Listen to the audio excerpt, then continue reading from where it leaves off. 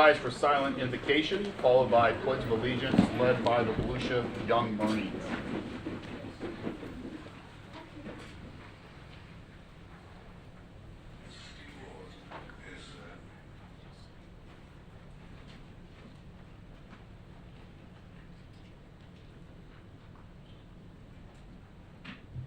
Amen. Amen.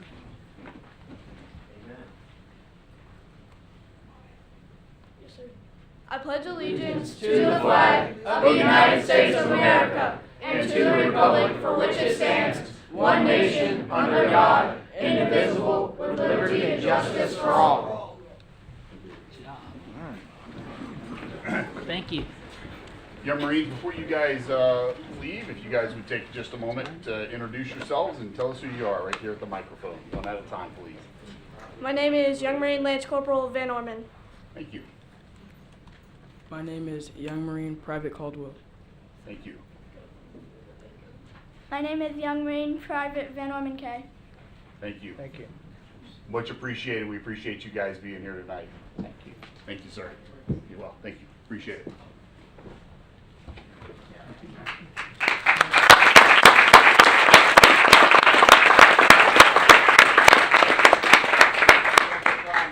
All right. Will the clerk call the roll, please? Councilman Foley? Here. Councilman Gifford? Here. Councilman Green? Here. Vice Mayor Krebs? Here. Mayor Stillner? Here. Everybody is in attendance this evening. Item 4, public comments on consent agenda items. I know there are some folks who wanted to speak to item 9. Now would be the opportunity for that. Robert's got one. Scott. Come on up, Robert.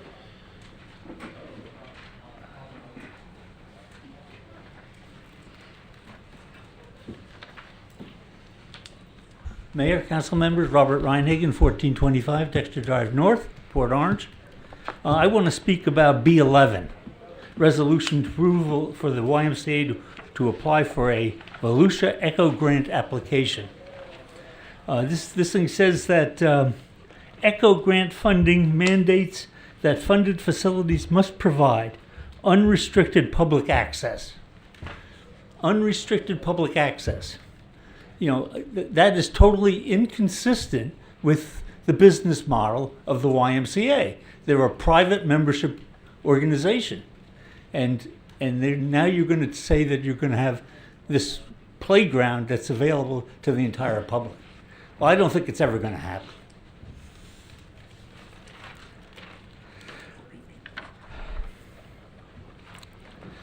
What assurance do we have that the Y will create the processes and procedures necessary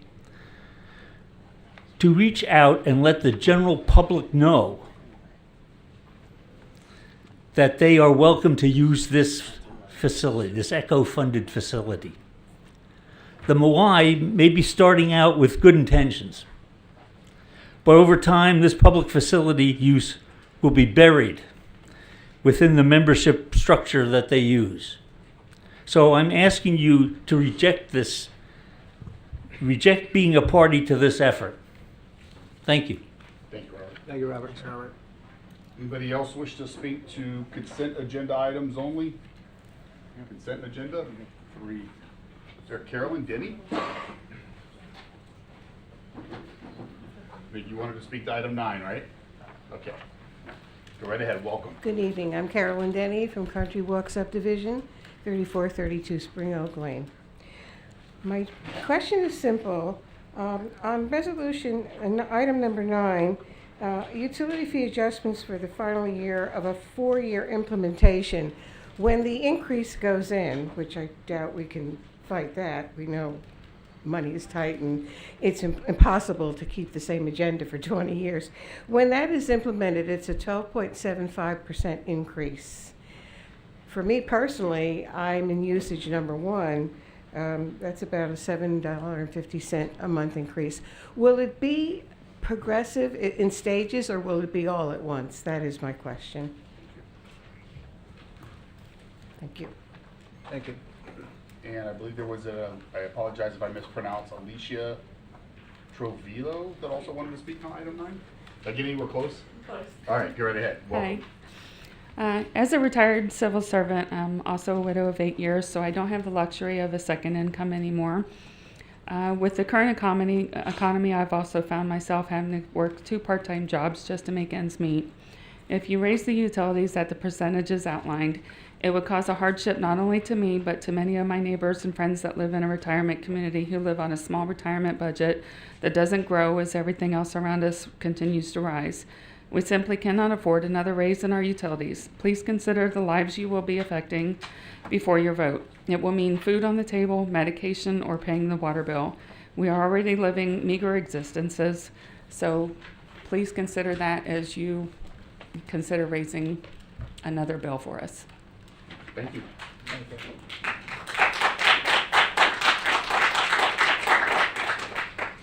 Was there? Hi, folks. My name's Marion Carroll. I live at 4100 Clock Tower Drive here in Port Orange. And I just, this utility increase is not huge. I took my own bill. I took the numbers. It's about $50 a year increase. But as, one of our members said before, a lot of us are on fixed incomes. And already we've got Florida Power and Light that's planning to really skyrocket.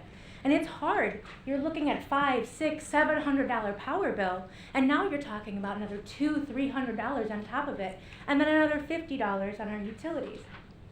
I understand that we need money, but I do want to make sure that we're doing the right projects, and we're doing the right projects for our community. And I also want to make sure that you guys are holding our developers accountable to that too. It shouldn't just go to the community. A lot of the critical infrastructure that we need should be going to the developers who want to develop and build homes here. I'm all for us to continue to grow the environment, or the community, But I just want us to do it smart, and it shouldn't be on the backs of our retirees, low-income people. And thank you so much for your time tonight. Thank you.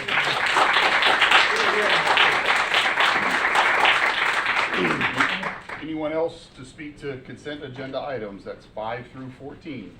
5 through 14. Come on. Good evening, my brothers and sisters. Hang on till you come up here, bro. I'm the Honorable John Nabilski. I gave a 9-page dissertation to all of you, so I'm not going to cover that. As well as you, my counsel. Thank you so much for hearing me. What I'd like to discuss here is, does our Treasury have the money to do the improvements that we're trying to do?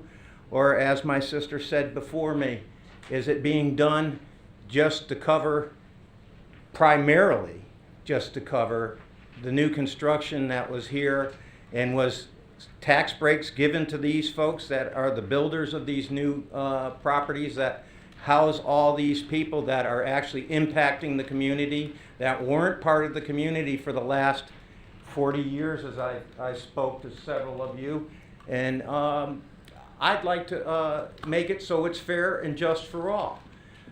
That being said, the only way I know possibly that this can be done is to table this until a future period where we all have what is available in the Treasury, the tax structure that is written, that for people that have been here for 30, 40 years and have been paying all along, and then now these new interests in the community come in, build this new enterprises, and cause all of our citizens,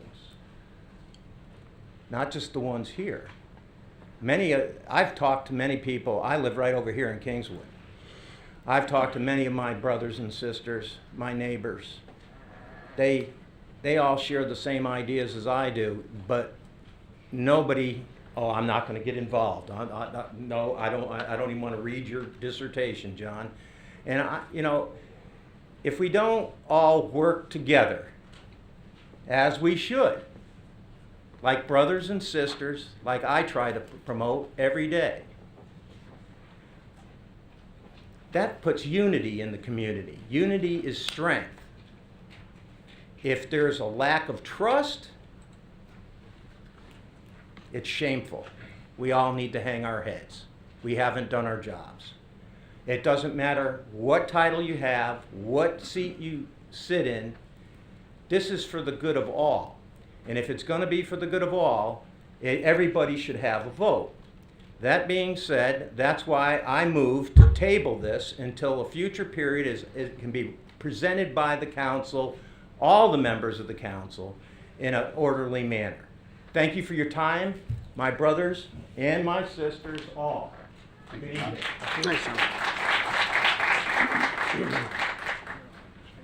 Anyone else wish to speak to consent agenda items only? Seeing none, we need a motion to approve items 5 through 14. I'll make a motion. I'm assuming we probably want to pull item number 9 for discussion. Is that your motion? And so I'll make a motion that we pull item number 9 from consent and approve items 5 through 8 and 10 through 14. I'll second. We have a motion and a second to approve consent agenda items 5 through 14, with the exception of pulling item number 9. Will the clerk call the roll? Councilman Foley? Yes. Councilman Gephardt? Yes. Councilman Green? Yes. Vice Mayor Grubbs? Yes. Mayor Stiltner? Yes, 5-0. That'll bring us to item number 9. We'll start with Councilman Foley. Yeah, Wayne, can you just explain a little bit? Obviously, I've actually gotten a few emails about this from friends and from residents. And can you just explain what we're actually doing here, what's being proposed, and how, specifically speak in terms of this is actually year 4 of a plan, I believe, that this started back in 2022 or 23. Just some more background for everyone so they know what we are actually considering up here. Our water sewer utility is an enterprise fund, which means that it's funded solely through the user fees that are collected. There's no tax dollars that support this utility. So it is not used through tax dollars. There are impact fees that are collected from the developer. So you're allowed to take impact fees to expand capacity. You can't use impact fees to maintain the existing, but you can grow. So we do have impact fees. In the study in 22, the impact fees for the utility were increased as part of that as well. So those are there. The last time we had raised fees before this cycle started was about 2014. It had been close to a decade by the time we did that. We had a series of 4 or 5 meetings here at council as that study was going through. We had our financial advisor in here who talked about the utility itself, the soundness of the fund. The purpose of the study is they took a look at the cost of providing water and sewer to the community and said these are the fees that are necessary to run it. It doesn't make a profit. It is to cover the cost. It's straight in, run the facility. So we have a treatment plant for drinking water, a treatment plant for wastewater. We have reclaimed water facilities. We have a ton of lift stations. We have the wells, and we have all the pipes in the ground. So it's the largest set of infrastructure we have, the most expensive component of infrastructure that we have. And the study was set out basically to determine what would it cost to run that, to cover the cost of running it. And then as they came to council and laid out what that dollar amount was, council had the choice of doing a one-time only fee increase or spreading it out over the course of the 4 years. So the council elected to spread it out over 4 years. We're now in year 4 of that 4-year plan. As one of the speakers noted, it's approximately $10 per bill is what it's gone up over that time. So there's $100 a year. This is a typical single-family house with 3 people in it. So the fee is structured. There's a base fee, and then there are blocks based on usage. And it's intended to try to discourage, like, don't use the drinking water to sprinkle. So if you use a lot of water, the higher you get in gallons, the more it costs. So like any kind of product, if you want to lower your costs, lower your consumption. So it's structured in that way to do so. And so it was a fairly moderate fee increase for what it took to run the utility. So we are in year 4. A number of the capital projects that we have, so we use this to pay the cost of all the construction and maintenance and operation.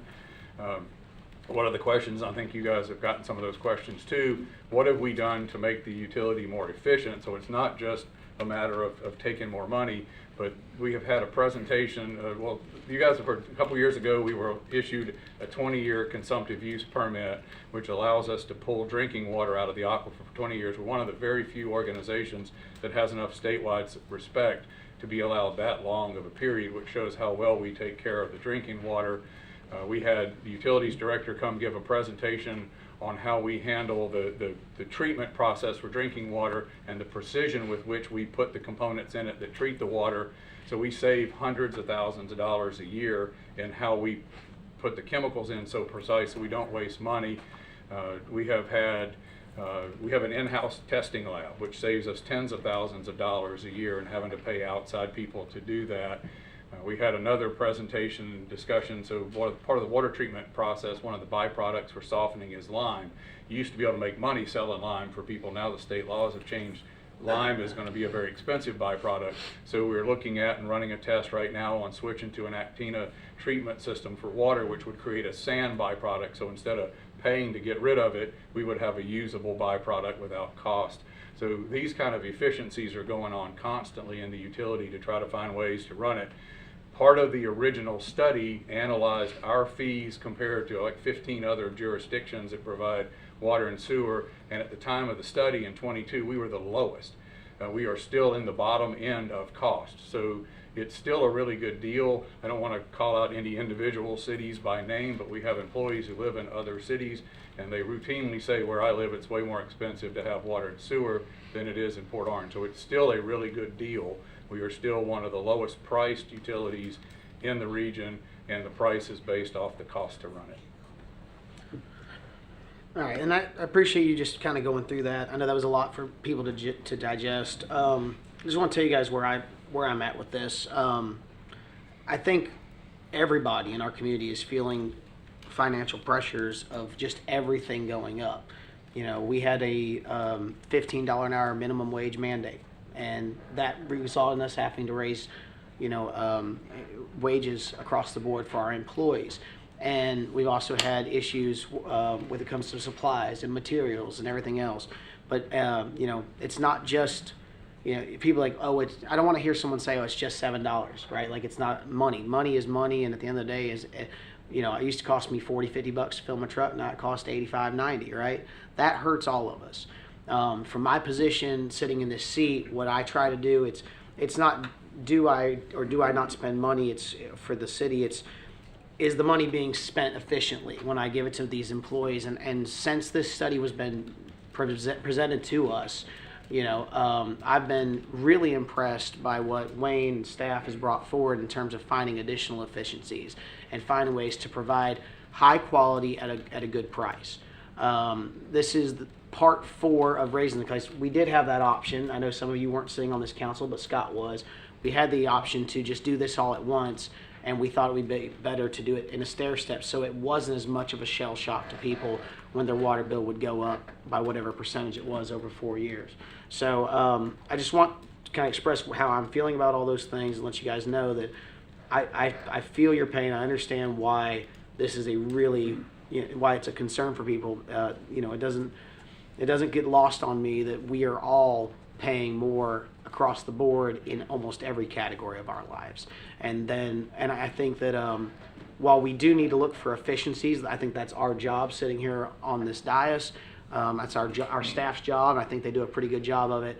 I just don't know that I believe in my heart of hearts that there's any efficiencies to be found in this particular fund and in this particular rate. But I will continue to look for them elsewhere as we get ready to start the budget process, actually with an item later on tonight. Tracy? Yeah, I echo what Councilman Foley says here. When it was first brought to us, I was just a fledgling councilman sitting up here at that point. The meetings that came through talking about these funds was enlightening that it was over a decade that anything had been changed. Inflationary cost of living, everything goes up, but a decade, nothing had been touched with the water plant and the water production. The proposal at the time was almost 20%, one lump sum. Council at that point in time said absolutely not, we're not going to do that. So it was spread out over a 4-year period of trying to be 5%. And I know when you look at the form that came out to you in the water bill, if you add up all those percentages, that's not 12%. I know some of that came out that way. It was 5% overall of what that percentage is. It is about, on a single family household, about 3,000 gallons, about $10. $10 is a lot today. I'm not disagreeing with you. But it is the infrastructure of making sure of our quality of the water's taken care of, and the sewer is taken care of also. So the Aquatina that city manager was talking about, if y'all remember back last year was the implementation of that. That's an $800,000 savings to the water plant. That's even with the raisings of all this. It was an $800,000 savings. They are constantly evolving and trying to make adjustments and finding ways to get the costs down. Without those type of savings, the question is what would the increase be with another study down the road? And I don't even want to think about that. We're just trying to sustain so we do not have these big jumps, leaps and bounds like they proposed 4 years ago, being 20%.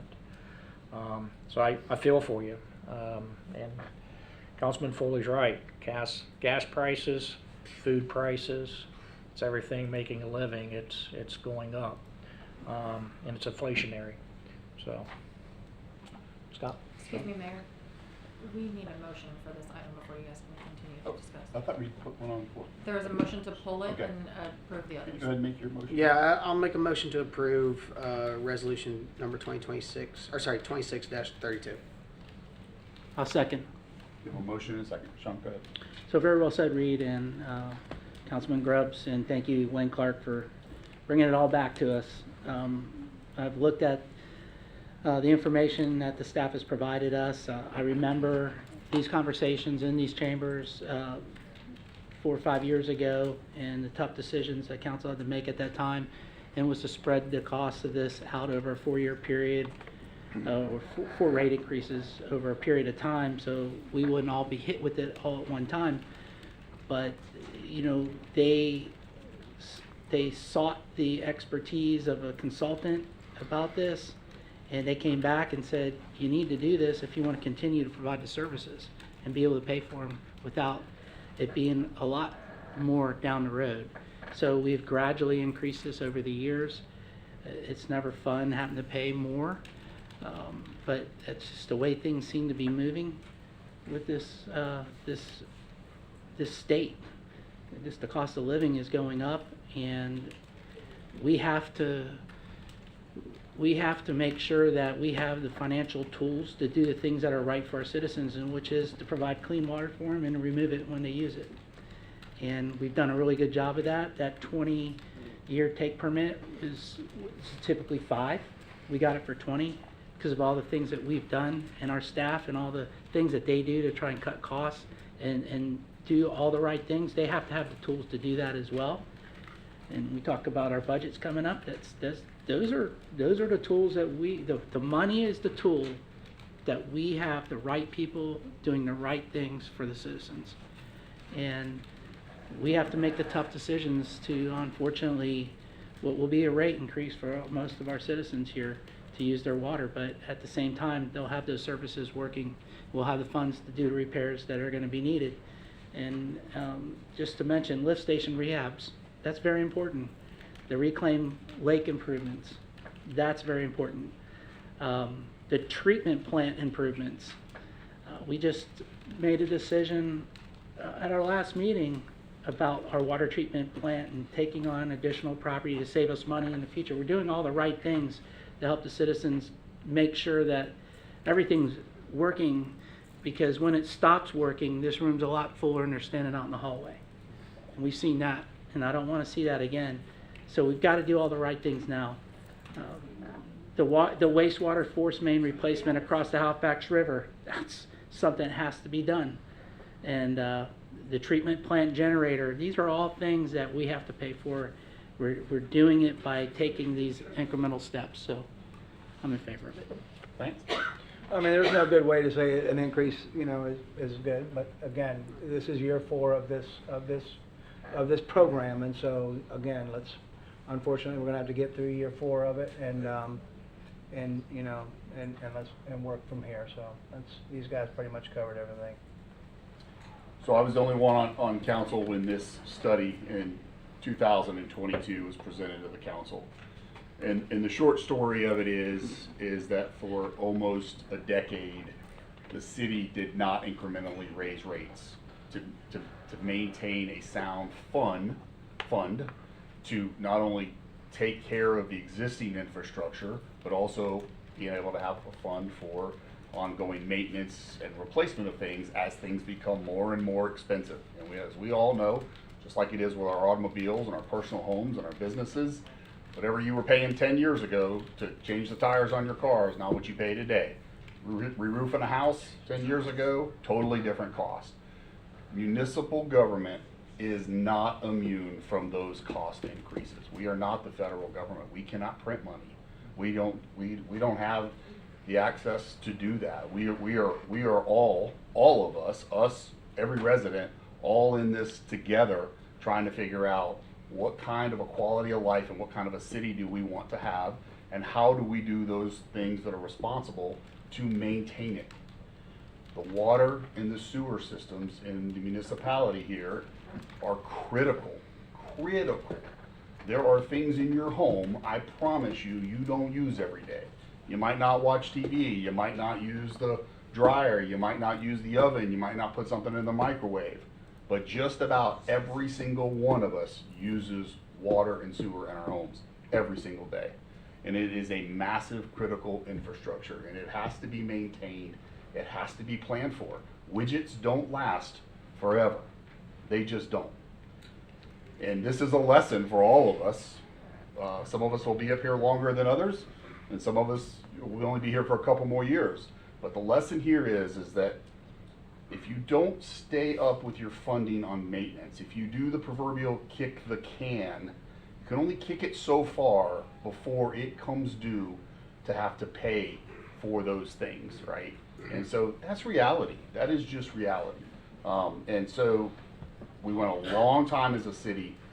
Maybe we should have incrementally been raising those rates smaller. We had the lowest water and utility rates in the entire county. In fact, some of the graphs had us in a different color because when they did the study, they were like, this is not sustainable. You're going to have a major problem soon. If you have a massive critical infrastructure failure or something goes wrong, you're not going to have the funds and the maintenance to fix it. And you're going to have people without water and utilities and things like that. One of the things that comes to mind, and I don't remember the number, but it was shocking when I saw the number of what it cost to replace a generator system for our utility, our infrastructure, so that when we have these storms and power is lost, and we can still operate, make sure people can get water in their homes and they can get utility service and things like that. Those numbers are massive. They are incredibly expensive, and we have to be prepared for that. Our residents expect that. I truly appreciate those that reached out. I truly appreciate those that spoke here tonight. That doesn't fall on deaf ears. We totally appreciate that. We understand all of those concerns, but we also believe that as residents, that you expect us to maintain the infrastructure of the city. You expect us to make sure you go home tonight and you sleep well knowing that if something catastrophic happens tomorrow, we can respond and deal with it. And that we're doing what we can to prevent that from even happening, so that actually never has to happen. And that's what this rate was about. And I was on the council, and they're right. The decision was, do we hit the residents with this huge increase all at one time, or do we spread it out? We thought it would be in the best interest of the community, and most people that attended those meetings thought that too, is to spread this out in smaller amounts incrementally over a 4-year period of time. That's what this vote is tonight, is for that 4th-year period of time. So I think it's the right thing to do to invest and maintain our infrastructure. And I can assure you these rates keep us still well in the lower amounts of Volusia County comparatively to our neighboring cities. So there were a couple of things I forgot, if you want me to Go ahead. staff reminded me. So 2 other things we did. So one of the main projects we were doing on the sewer side is lining the sewer pipes. So rainwater is not supposed to go in the sewer system. Rainwater goes in the stormwater system. You treat sewer water. If rainwater leaks in through manholes in the sewer system, you're paying to treat it at the plant. The lining projects that have been done as part of the maintenance to the system have saved us on rainy days approximately 2 million gallons a day in rainwater being treated. So that saves you the chemicals and the wear and tear on the parts. And on heavy rain days, it keeps your lift stations from being overwhelmed by rainwater so that you don't have problems with them pumping what they're supposed to. And then another large thing as far as trying to leverage resources so that it's not all just our ratepayers. In the last 4 years, we've got $3.5 million in legislative appropriations, thanks to Senator Leak, Senator Wright, Representative Tremont, for the Commonwealth pipe upgrades and the pipes under the Halifax River. So $3.5 million of state money in addition to that to help us do these things. So those were two things the staff reminded me to add. Thank you. Anything else, council? I just want to, because of one more short thing, because of one of the comments that was said. Wayne said the word enterprise fund, in case no one understands exactly what that is. You can imagine like a bucket. All of the utility money that we're talking about here in this, it goes into one bucket. It cannot be touched for anything else. Nobody is taking, like this money from these rates, there's not reaching in for parks. There's not reaching in for fire, police, for anything else. It is to stand alone, and it has to pay for itself. And if you can kind of imagine, it's either toothpaste now or it's cavities later. And so, you know, when he says enterprise fund, not everyone knows what that is. We have to have this. It operates on its own. It's its own account. And so there's no way we're taking money from this for anything else that's going on at the city. It is strictly for our water and our wastewater. Okay, and I just want to make sure that that's clarified, because there was one resident that kind of spoke to that. And not everyone knows what the word enterprise fund means. So. Anything else? No, sir. Good, Wayne. Good. Good. Amanda, can you call the roll? Councilman Foley? Yes. Councilman Gifford? Yes. Councilman Green? Yes. Vice Mayor Grubbs? Yes. Mayor Stiltner? Yes, 5-0. Bring us to the public participation portion. Lee from Walnut Street.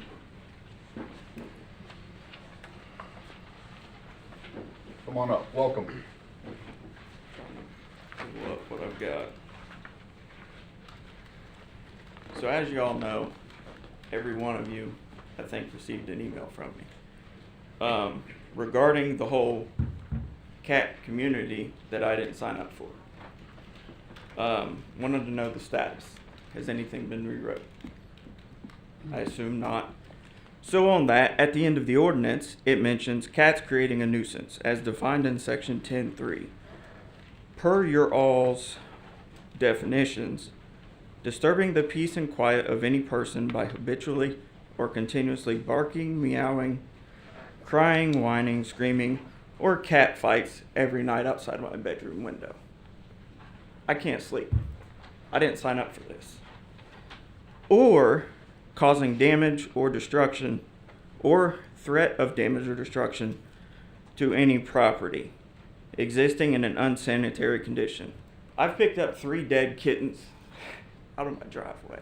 That's sick. I didn't sign up for this. They've destroyed my truck. They've damaged my house. So I want to ask you guys, who's liable? The city for the ordinance, the person doing it illegally got caught, now does it legally, or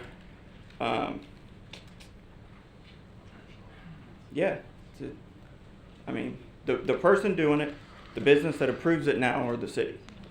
Who's catching that bill? Somebody's going to pay for it.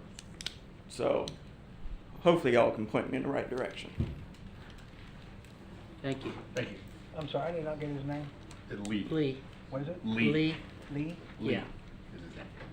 Yeah. All right, that'll bring us to comments and additional items. Council members, I'm going to start tonight. Received this letter tonight from the president of the Royal Palms Homeowners Association.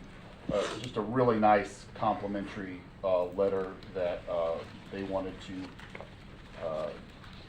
have us recognize some city employees that were involved in water distribution services, of all things, in their community, and the repair of 27 fire hydrants. And apparently these employees left an incredible favorable impression on the president of the Royal Palms Homeowners Association. Specifically, she wanted to mention Keith Gunter, Water Distribution Service Supervisor, Wayne Reed, Michael Unochko, Daniel Lund, and David Tillman. So great job by those guys. I'll pass this down here to the city manager, and make sure a copy ends up in their employee personnel file. So great job on that. Also great job this past weekend, the Port Orange Community Trust hosted an event here at the City Center facility. Great job, well attended, nice concert, a little warm, but there was a breeze, and so they do a great job with their events. A lot going on this past weekend, so I'm going to probably guess the attendance may not have been as much as it is sometimes, but there was a lot, and they got some favorable weather this year, so that was good to see. Also wanted to say congratulations to Vice Mayor Tracy Grubb and Councilman Lance Green on being reelected to the City Council unopposed. So congratulations to both of you. You know what you'll be doing for the next 4 years. And I wanted to say a special congratulations to Stan Schmidt, who's in the room this evening. Stick your hand up there so everybody knows. Since the good news is that Councilman-elect Stan Schmidt has been elected to fill the District 1 seat soon. And to the benefit of the community, he was going to do campaign signs with his picture on the sign. So we appreciate that. That didn't have to occur. So he was also elected unopposed. But in all seriousness, I want to just say this about Stan, is that he comes to a lot of meetings. He has involved himself in the community in a way that I think deserves credit and recognition. A lot of times people all of a sudden, just for the wind blew a certain way today, they want to run for an elected office. And that's fine and great, and there's a process for that. But when I see people like Councilman-elect Schmidt who come to meetings, who apply to get involved in community service boards, who tries to learn the process of municipal government, which is pretty complex, and goes through that process and then puts themselves, as they say, in the ring to be considered for an elected position in your city, I just think that deserves some congratulations and thanks. So thanks, Stan. We look forward to your service in District 1 here on the City Council. Lance, we'll start with you down. No, I'm good tonight. Thank you, sir. All right, very good. Sean? Yeah, just congratulations, Lance, Tracy, and Stan. Looking forward to working with you. A couple things in reference to the issues with the cats, the feral cats.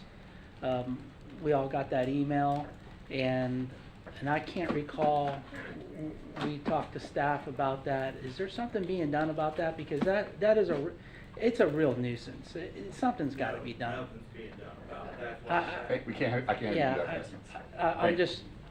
I'm trying to help you, so let me help you. And I didn't realize this was going to be a topic of conversation, so I hate to hit you broadsided there, city manager, but. The chief can update. What I understand is there was a neighbor behind him that was feeding the cats that animal control told him to stop, but I don't have more depth. The chief can. Yeah. Thank you, sir. Hi, good evening, Chief Marino, Port Orange Police Department. Yes, that's the last update was as well. They went back out to the property. Evidently, there's more than one structure. Originally, the complaint was that the person from the colony was feeding the cats on that property. It turned out to be the neighbor directly behind him. Our animal control officers did go over there, advised them they needed to stop. I believe Sergeant Harrison was out there, but that's the last update I received as well, so I'll follow up and Thank find you. out where we're at. Thank you. Okay. And I appreciate you bringing that to our attention. Thank you, Chief. Only so much we can do. The other thing, it was brought to my attention that in a particular area, there was a accumulation of yard debris piled up that Waste Pro did not pick up, and then they tried to go on our civic reporting device that we have, which is awesome, and then it got directed to Waste Pro and it got beat around the bush.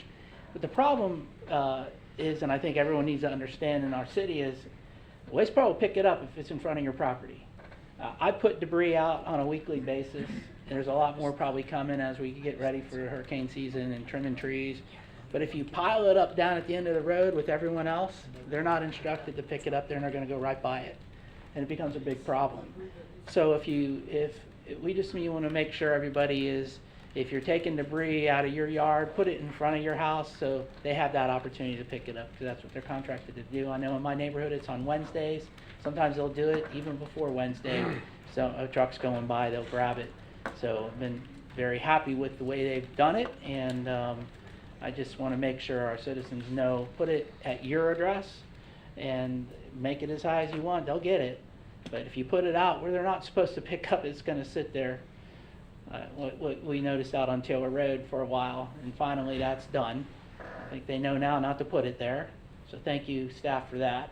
So we had a pile growing out there, and we removed it, and they put another pile out there. I was like, you got to be kidding me. And but it hasn't been there, so thank you for that. And that's all I've got. I've got a long agenda. Just a quick comment on the Waste Pro. One of the nice things is most, if not all, of their trucks have video cameras in them. And so one of the things I have found over the years is that as we get complaints and stuff, we look into them. Sometimes it's not always what came back, but it is nice that they've taken the effort to respond to our concerns, and having those video cameras definitely help. Tracy, what you got?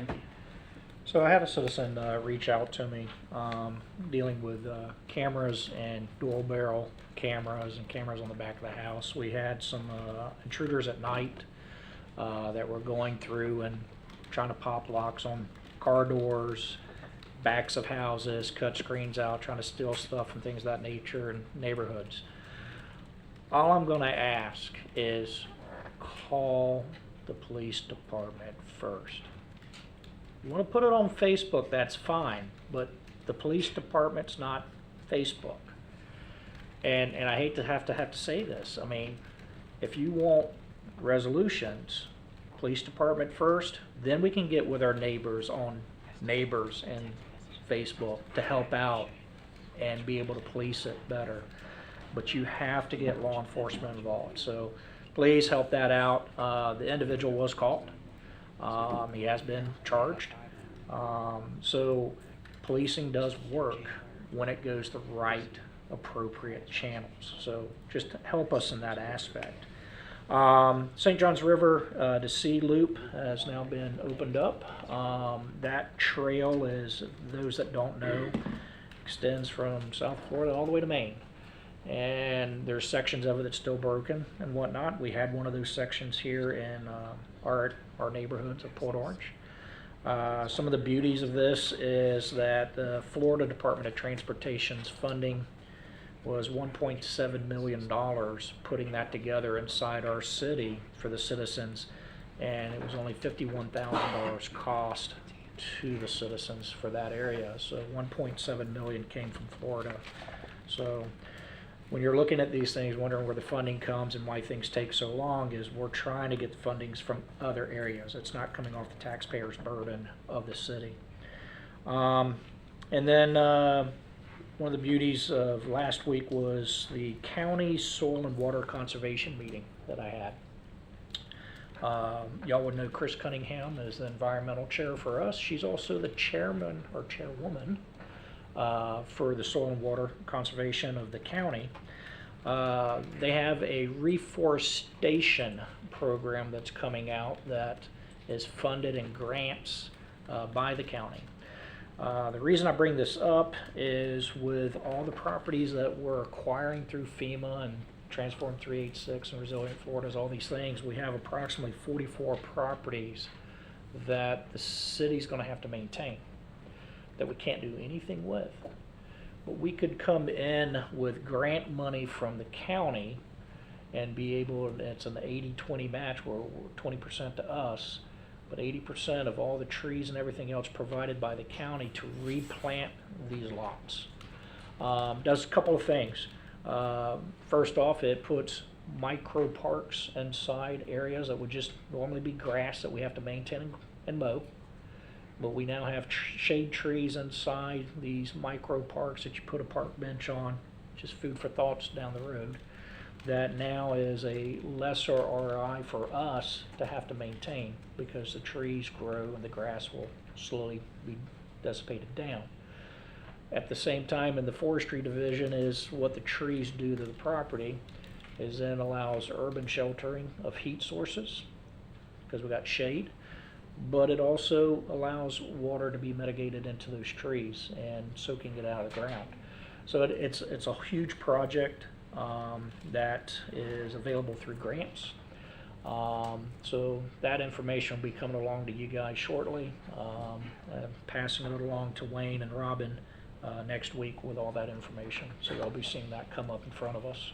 So just a way to take care of our community and beautify it so it's not a patch of grass, and help out the neighborhoods that we have now. Okay.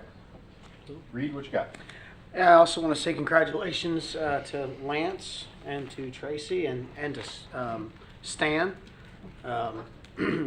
Stan, I have no doubt you'll do a great job here filling in for me, and I'm looking forward to watching you from home a little bit. Spending more time with my kids. No, it was hard. It's a hard decision not to want to run again, but my work schedule hasn't allowed that. So, but it was awesome to see you three get elected unopposed too. I thought that was really a testament, I think, to the city and our council and to staff and everyone, that no one felt the need to oppose this. So that was really cool. Quick little note here: our county councilman, vice chairman, actually, Matt Reinhardt reached out to me, and he's been talking to me about this project that he has going on that I'm personally getting kind of excited about. It's called the Volusia County Domestic Violence Database Transparency Initiative. That's why I got this email in front of me, thank God. People don't realize, but actually the state of Florida Volusia County ranked number 4 for domestic violence incidents in the state of Florida. And the state of Tennessee actually has a persistent domestic violence offender registry, and Matt got word of this. Of course, he worked in the Department of Corrections for many years prior to his service, and he reached out looking for, at first, my opinions, but then secondarily our support, possibly as a council and as a city, maybe a letter of support for this. The proposal is to create a dedicated public database that would contain basic information on domestic violence offenses, making it easier to access and more public, specifically for repeat offenders. It's quite an interesting initiative, and I would encourage you guys to. I will forward the email he sent me to all of you and let you read it, and if you want to reach out to him to questions that you might have. But I believe his heart and his mind are in the right place with this, and I think that it could be of a great service to our residents to be able to access that information in the way that he's proposing to do so. And so I'm not sure what the process would be, or if there'd be any will to possibly draft a letter and of support eventually, but I'll send this to you guys via email for consideration and bring it up again in council comments at another time.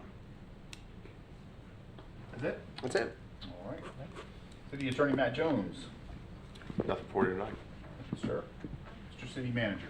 So the Riverwalk update is substantially different than the last time. We do have a meeting coming up the next week with one of the groups that showed interest. They're going to bring conceptual plans. We're going to talk about some of what they plan to do and what they might hope our part of the deal would be. After that, we will likely do a call. Last time, this is it, in some date in July is the cutoff. Submit your offers to us, and then we'll bring them to you later in the summer. So hopefully there'll be a couple of options this time going forward.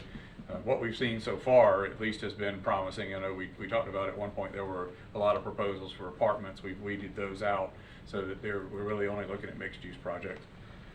As far as the stormwater projects go, tonight on the agenda you had an item for the FEMA grants. We're now starting to see the Ian and Nicole money come in. We always said that once the hurricane hits, it's usually 2 to 4 years before funding starts coming in from FEMA to help.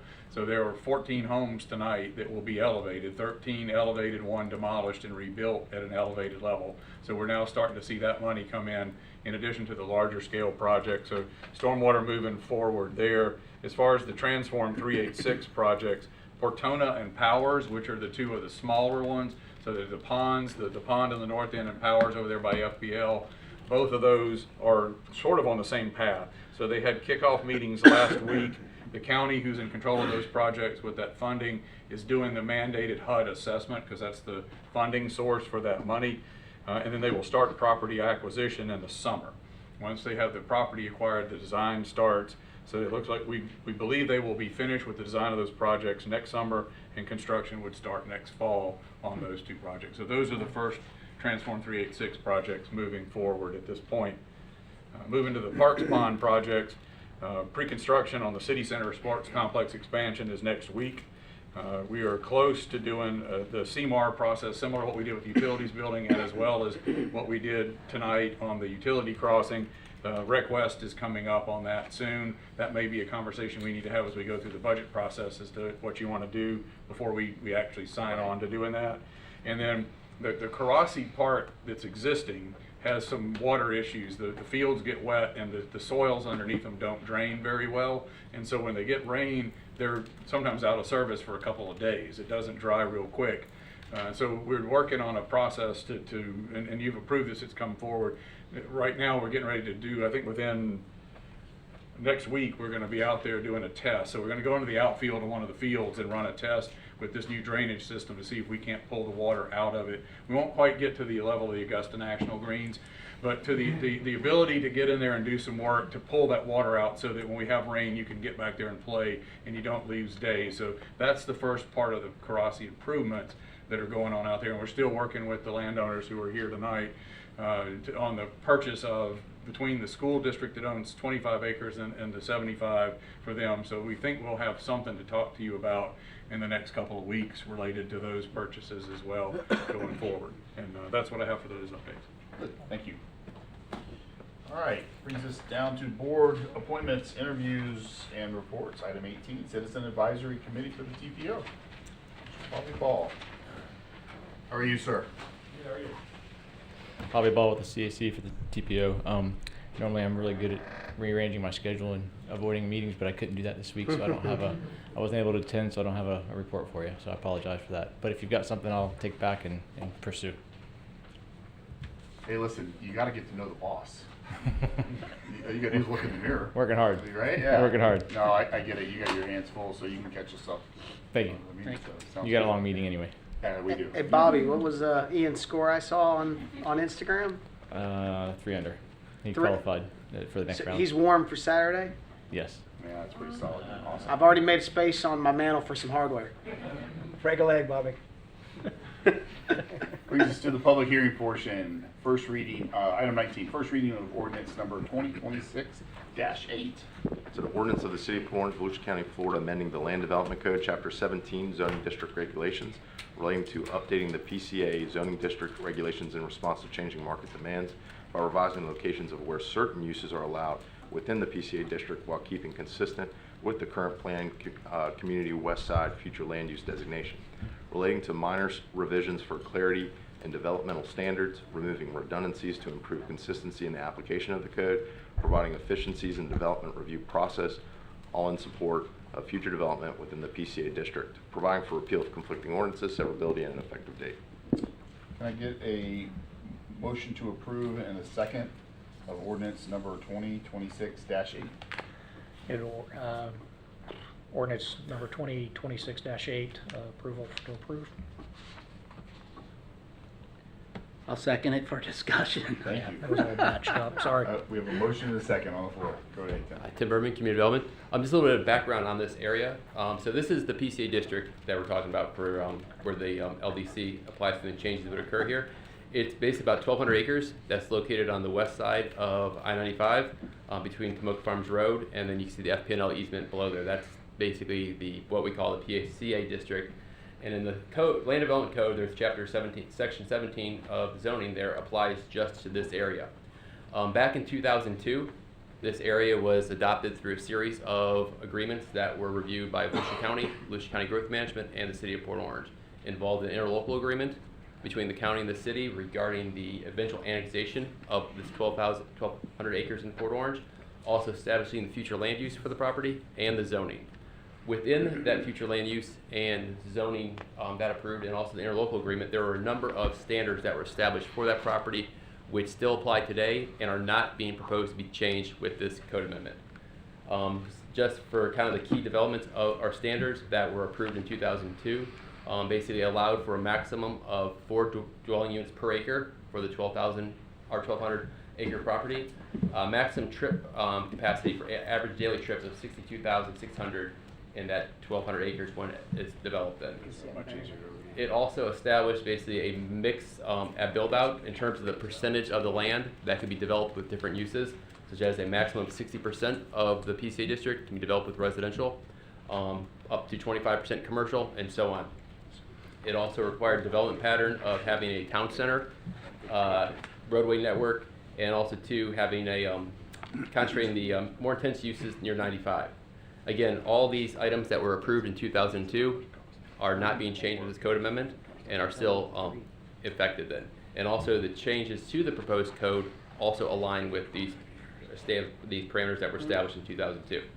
So also part of the PCA district in 2002, again, it established basically 4 different categories of where certain uses would be located on the property then.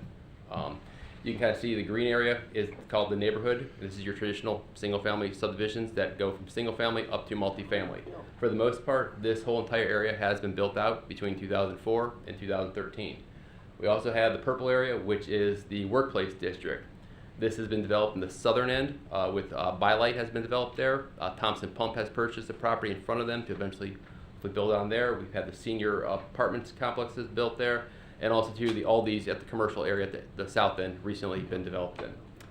For the most part, the northern portion of that purple area has remained vacant, along with the areas that were designated for residential and a West Town Center, which is a mixed-use concept then. So again, in 2002, this is how they envisioned in the future this property would be developed there with these types of uses.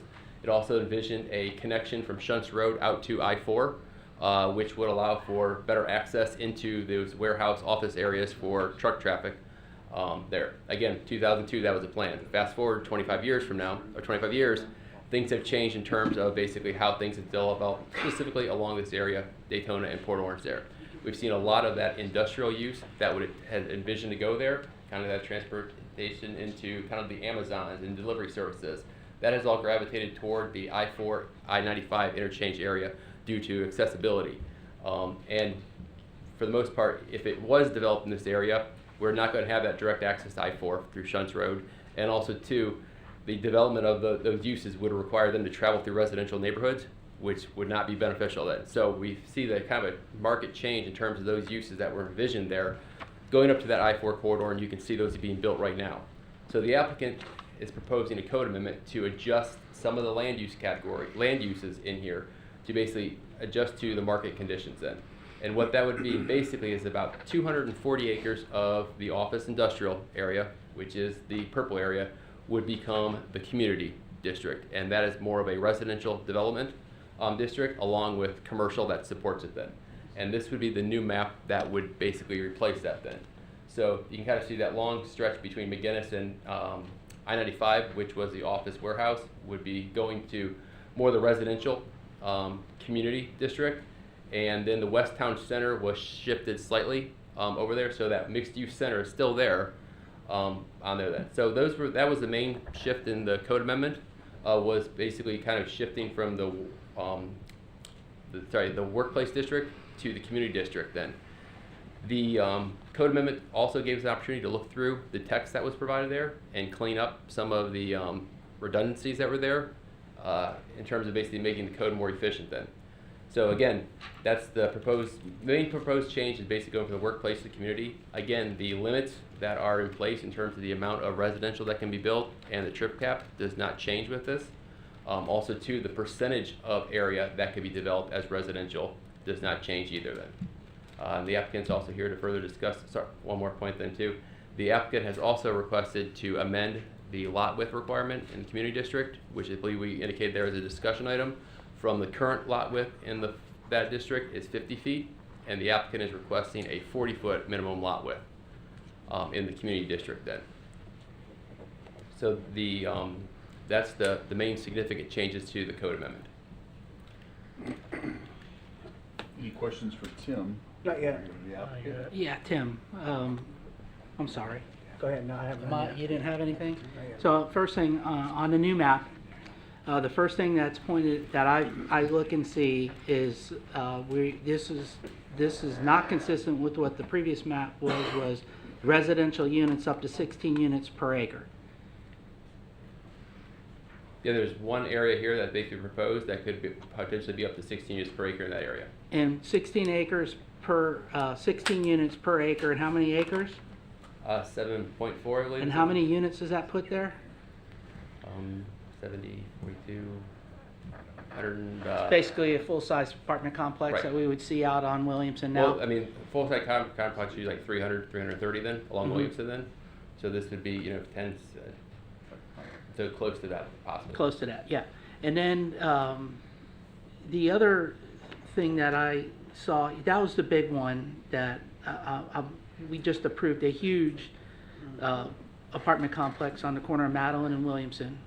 That's going to be built, which I don't really care to see another one. There's plenty of them being built up in Daytona, and I'm sure there's going to be plenty of them built in the Daytona side of Williamson, north of Madeline, because that's all they're doing up in Daytona right now is putting one huge apartment complex after another. And we're going to have, the innovation center up there on Williamson and basically Bevel coming down towards us, and then we have a potential huge residential opportunity that we have no control over because it's Daytona. And I've seen what Daytona's done. They have no problem building hundreds, 200-300 units on land up there. They have zero problem with that. So I don't want to see another apartment complex, especially in this area.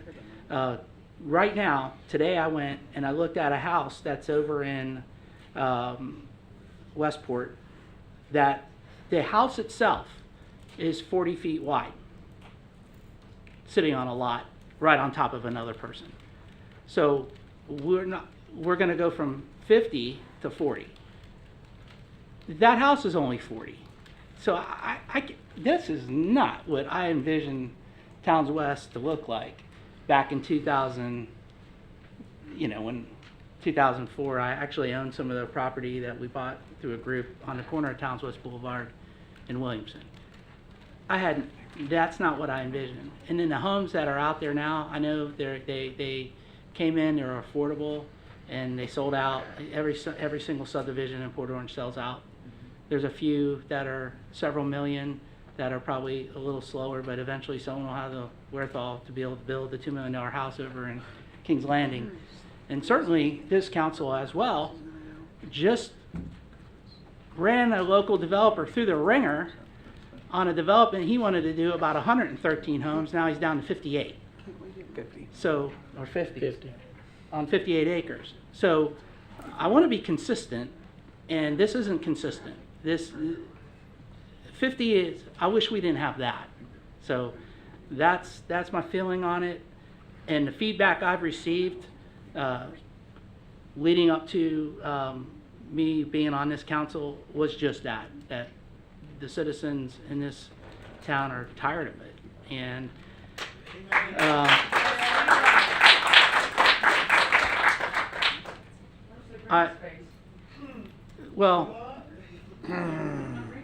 there's plenty of green space out there, and we've done a good job of green space in neighborhoods, and actually we're putting more trees out on the 58 acres than are there now.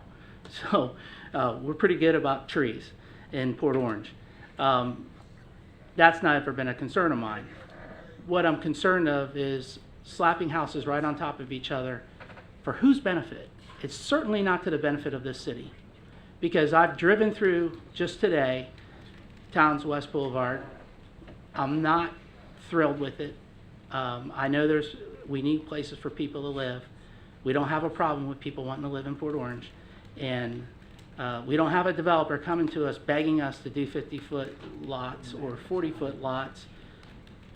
This is going to be sold to a developer, and it's going to look like something that we're going to regret. Don't need to beat it any further. Not in favor. Remember, Tim's not the applicant here. Tim's just presenting it, so some of these questions would probably Tim, be better for the I applicant. just want to share something with you, Tim. I'm more than impressed with what you do for our city. You're a huge asset to us, and I don't want anything that I ever say up here for you to think any differently. You're a phenomenal planner, and we're thankful to have you. And you're Thank just you. doing your job. Thank you. Tracy. Nothing for Tim at this time. Reed. OH. IO. There you go. I want you getting off that stand with a smile. I was going to comment that in 2002, that was the year that Ohio State went undefeated and beat Miami in the national championship to kind of go back, but I decided to hold that in. But just for our references, then we won 2 other championships. Speaking of references, Yes, Tim, sir. do we have a community where the lot widths are only, single family home lot widths are only 40 feet? We have a few within Port Orange. We have the 40 feet? Battleland Commons has a few, a number of lots that are 40 feet So then. that's what we would be looking at. In that case there, and there are some of the lots within the Royal Palm community have the Okay. smaller lots there, and I think some of our older subdivisions too, like Riverwood, we have some there, and most like those are the longer. The houses are very long there and narrow in kind of how they're configured then, but there are some of there. It's not relevant, development pattern here in Port Orange to be 40 feet though. Yeah. Okay. And again, like kind of the state manager indicated, that was just the applicant's request then, and they might have more information to kind of support why they made that request for the council. Actually, Tim, then I do have a question. That 40 foot, does that apply to all residential in this entire? It would just be the blue area, the community.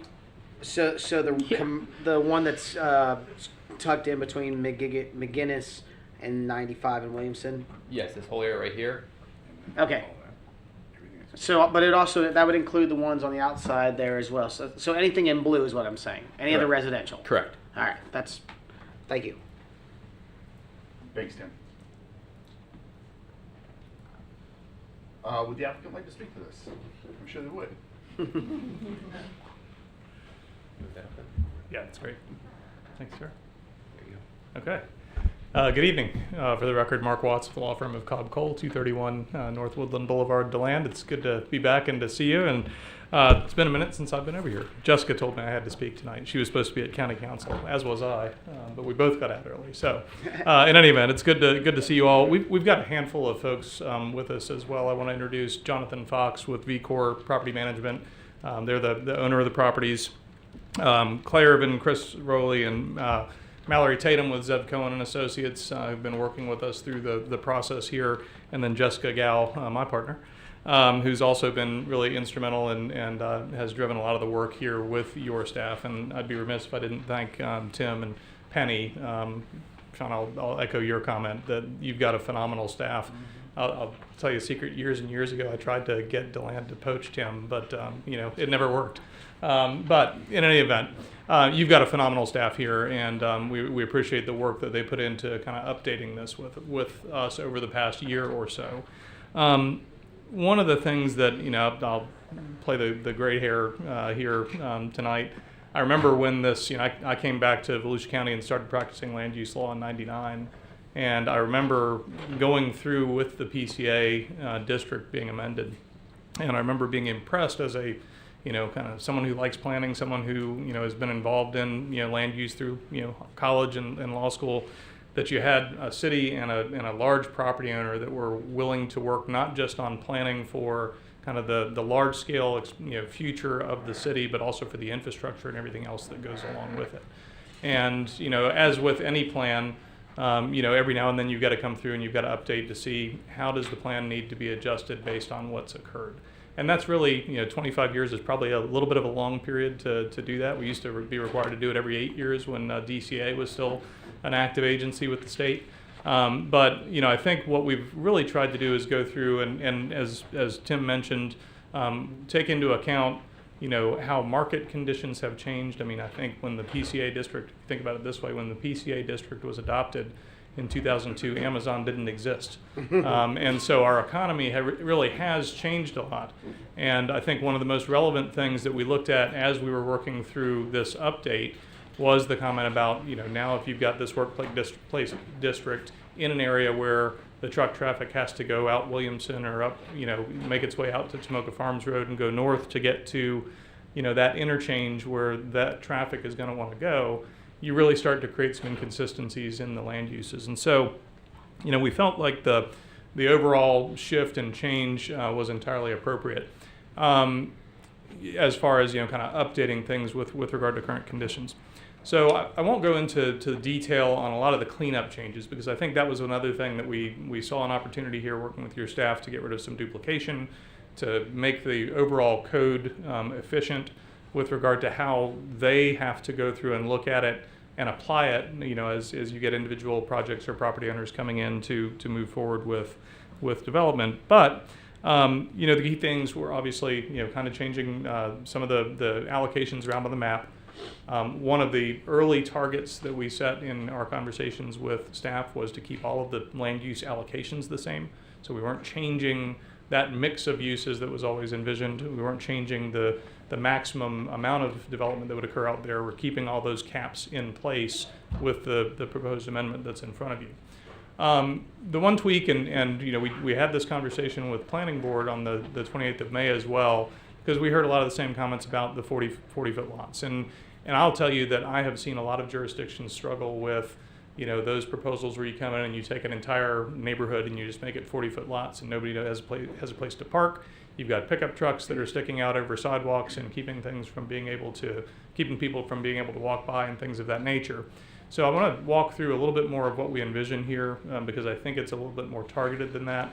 And it's aimed at creating, something that I think would ultimately be an enhancement, as long as it's, deployed and approved in an appropriate way. So we put together some examples for you to look at and consider. And these are all from other places within Central Florida. So the community district is the area that we're, kind of looking for that change to be applied to. And so the purpose of that district is really to serve as a transitional district between your town center area that's part of the, core part of the plan, and the neighborhood districts that, are further to the south. So that community district does have a mix of things that can occur there: residential, commercial, civic space, all of those things. And so we tried to look around and give you some examples. So, for example, this is the area down in Lake Nona, where you've got civic space, you've got parks, you've got some of the smaller lots. Again, these are set up with kind of green space along the backside to the civic area, and you've got some townhomes also in the mix. So you've got kind of that variety that ultimately is provided there. And one of the comments we heard from the planning board was, some of the members said, I don't like it, I wouldn't live there, but somebody would want that in our community. And so it does serve a purpose to serve some element of the community and provide that housing opportunity. This is another one, Lake Baldwin, or Baldwin Park down in Orlando. For those of you who've been around for a while, this is the old Naval Training Center, and the redevelopment that occurred with the Naval Training Center back, in the early 2000s.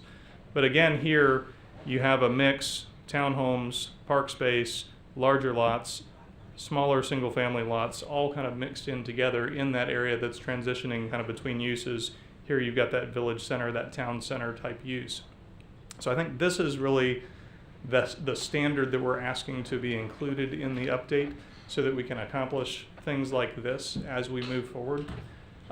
This is just an example of what some of those smaller lots look like when done well and done appropriately. And one of the things I'll point out to you is, in the change that we're requesting, we're not simply saying let us shave 10 feet off of the lot. We're asking to keep the lot size consistent with what your current standard is. So we're not asking to reduce the lot size. We would actually be making the lots deeper as a minimum standard. That'll accommodate things like rear alley access, where you can have a garage behind the home. You can push the front of the home closer to the street. Those are actually specifically some of the goals and purpose and intent descriptions in your community district explanation or definition in your land development code. So trying to kind of lean into that overall characterization and that overall design. A couple of other examples. This is another one over kind of in the Winter Garden area. Again, you've got park space. We know, and we've been working quite a lot with your staff and your legal staff on the expansion of Karasi Park. There's a great opportunity here to be able to front some of these clustered smaller homes and home sites adjacent to that green space, which I think is important. So here's an example of that over kind of in between the Celebration and Winter Garden area in Orange County. And then Avalon Park, again, you've got that mix where you've got some commercial town center areas, you have townhomes, You've got some of the smaller residential lots that then, kind of tear down and reduce intensity as you leave that, town center core area. And this is one that, this one always kind of surprises me a little bit. This is one that I've worked on for the past 10 or 12 years over in DeBerry. And if you've been over there, if you've ridden Sunrail, this is just across the cooling canal from the power station from the Sunrail station. These are actually 30 or 32 foot wide lots that are part of the Rivington development, Rivington layout, that have alley access that front onto these mews and dedicated green spaces and parks that are part of the overall design. And so, Councilman Gephardt, to your point, I completely understand the desire to want to stay away from concentrating houses like this, lots like this, and having everything develop in that way. But I do think it does provide a good opportunity to provide that mix. Whether it's some of the areas adjacent to the park areas or intermixed within within the overall developments that occur. And it occurred to me that I kind of when we were putting together all these examples of newer things around Central Florida that gave you examples of this, I can probably give you a much better example just in my own neighborhood. I live 2 blocks behind the courthouse in DeLand, in an old historic neighborhood.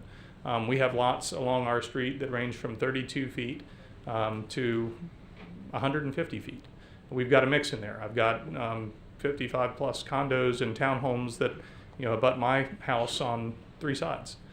So I think that mix, and if you think about it in the context of that traditional neighborhood development, that traditional how do you build a city where you've got that town center like downtown DeLand, and you transition from that to a civic use like a courthouse, and then you transition into the neighborhoods, and we've got a tier of commercial along the front part of our neighborhood, and then we go into the smaller lots that are they're behind the commercial, and then we transition as you continue to move away from that traditional town center area.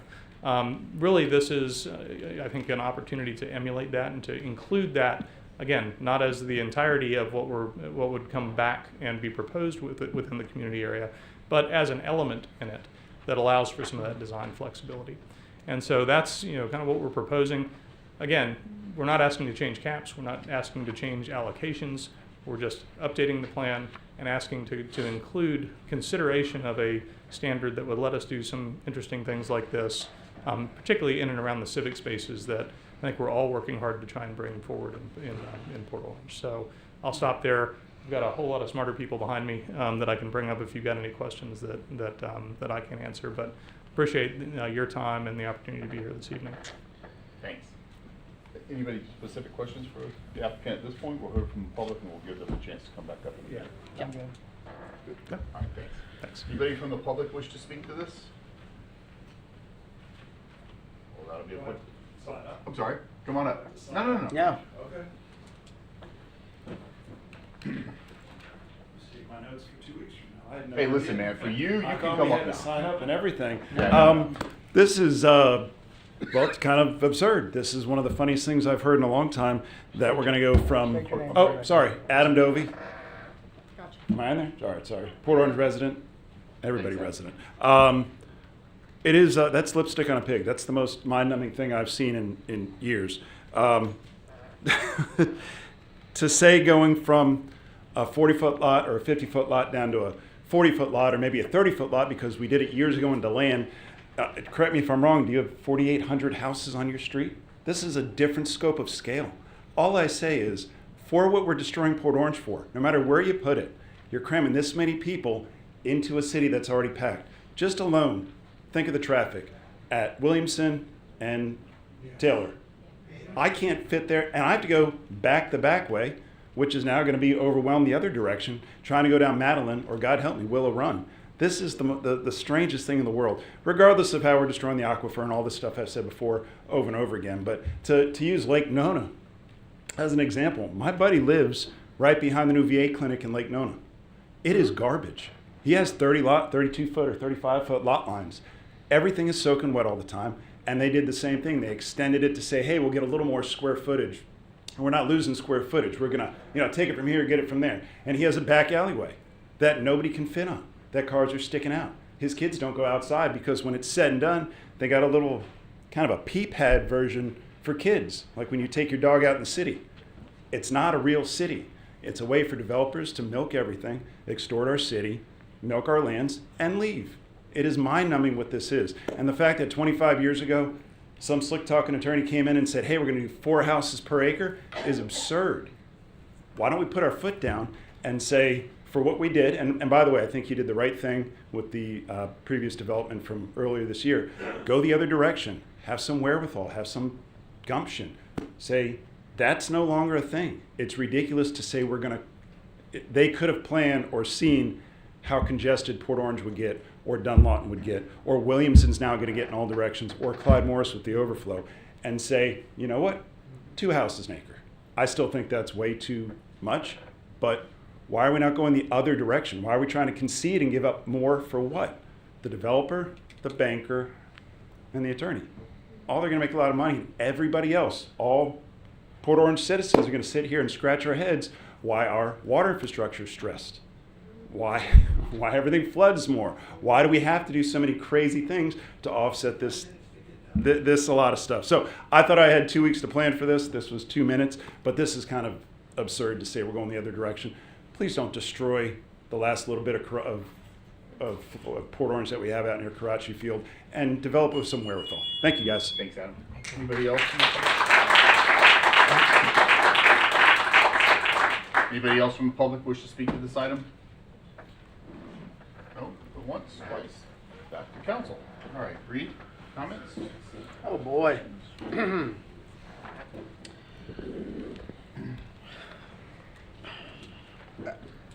Might be a Tim question, might be for the applicant, but you're talking about how the overall structure of this is to keep the caps that were there before and to keep the same ranges. So same, I'm assuming that means same residential per commercial per et cetera, et cetera, et cetera.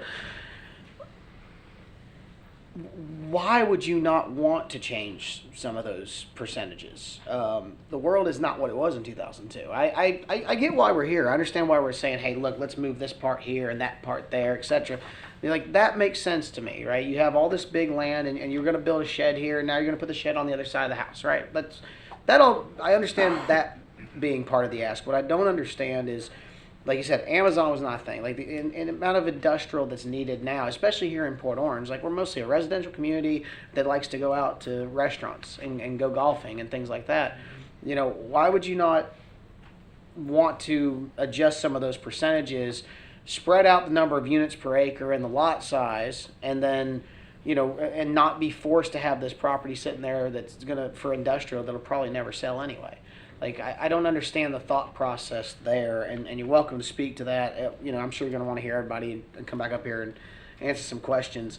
The problem that I see, you know, sure, you go down to 40 and you add 10 feet to the back. I mean, I understand where people are saying that. We just got, from where we're at here, is the current residents of Port Orange are voicing to me that these new developments coming in are not providing any value to them, and that they feel like they are being just completely ignored so that we can continue to add more residents.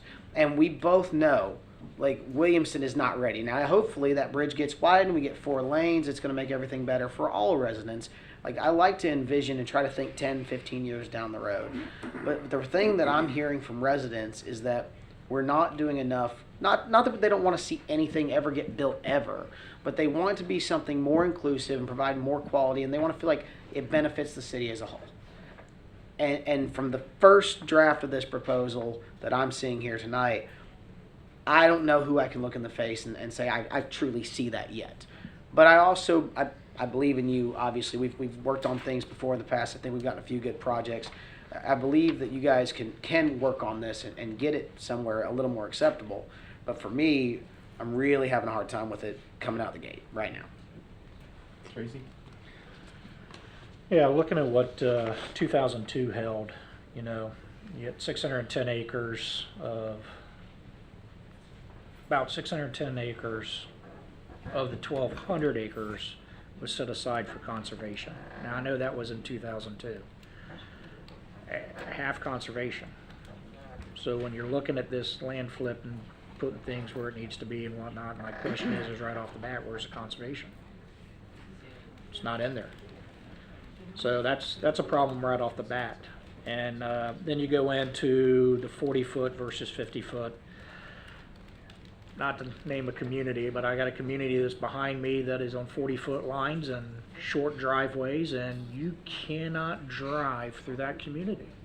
It is absolutely horrible. And I think Port Orange deserves better.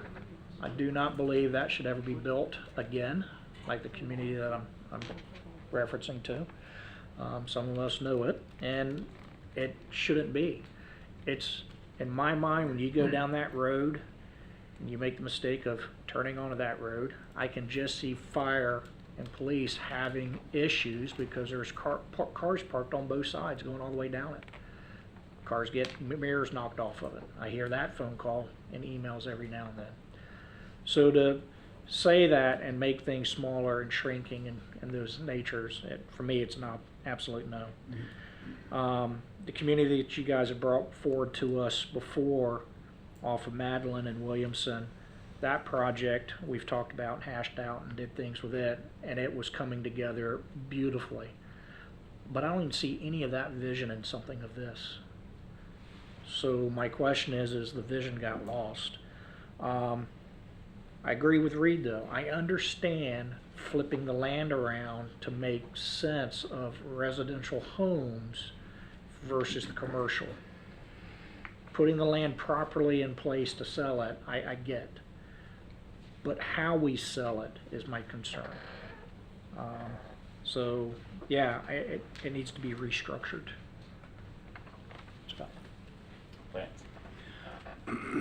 I don't see this as just a little flipping of colors, especially when it comes to the commercial, the industrial, all changing to residential. So when I see that, I mean, I look at how many more houses. I'm about the impact, and the impact that each house has on the system, may it be water meters, fire trucks, ambulances, garbage, what have you. So you go and you pack 40-foot lots, and you're going to pack garbage cans and every other thing down these streets. This just doesn't. This is not what I have vision for this. So my basic thing to this is I'm absolutely against any of this density. Okay. Nevertheless, we've already changed the layout of residential into the business area north of Williamson there, which I never envisioned that being houses there myself. But I will never agree to a 40-foot lot, and I'll never agree to, I don't like 50-foot lots. So we need to come back to something less dense, and that's all I'm going to really agree to, is less impact to the system, not more. That's all I got. So there I am. I just moved up in my seat and my elbows are on the counter. Staff. We're taking what's currently being asked of us is to take 75 plus an additional 73 of a combination of office, industrial, and commercial retail, which is totaling over almost 150 acres, and turning it to residential with 8 units per acre, and then being asked to reduce it to 40-foot lots. That's along the 95 corridor, along McGinnis, that whole section that was going to be, if you look at the previous map. So, and looking at the previous map, already approved, right? They could go out and develop this right now. There's 8 units on 61 acres, and then another 8 units per acre on 31 acres. And then, of course, there's the 45 acres and the 55 acres of the West Town Center. I don't know what the zoning on that really is. Maybe staff can help me on that. But we're taking and adding, we're removing the commercial, removing the industrial, and then being asked to add 8 units per acre on 140 plus acres. That's adding a lot more homes than what the 8 units per acre on 61 acres is now, unless on this other map, correct me if I'm wrong, we're keeping 8 acres on 53, 8 units per acre on 53 acres. We're shifting 8 units per acre on 46 acres. So that's going to be there. And then adding another 140 plus acres of 8 units per acre. And then another 16 units per acre on 14 acres.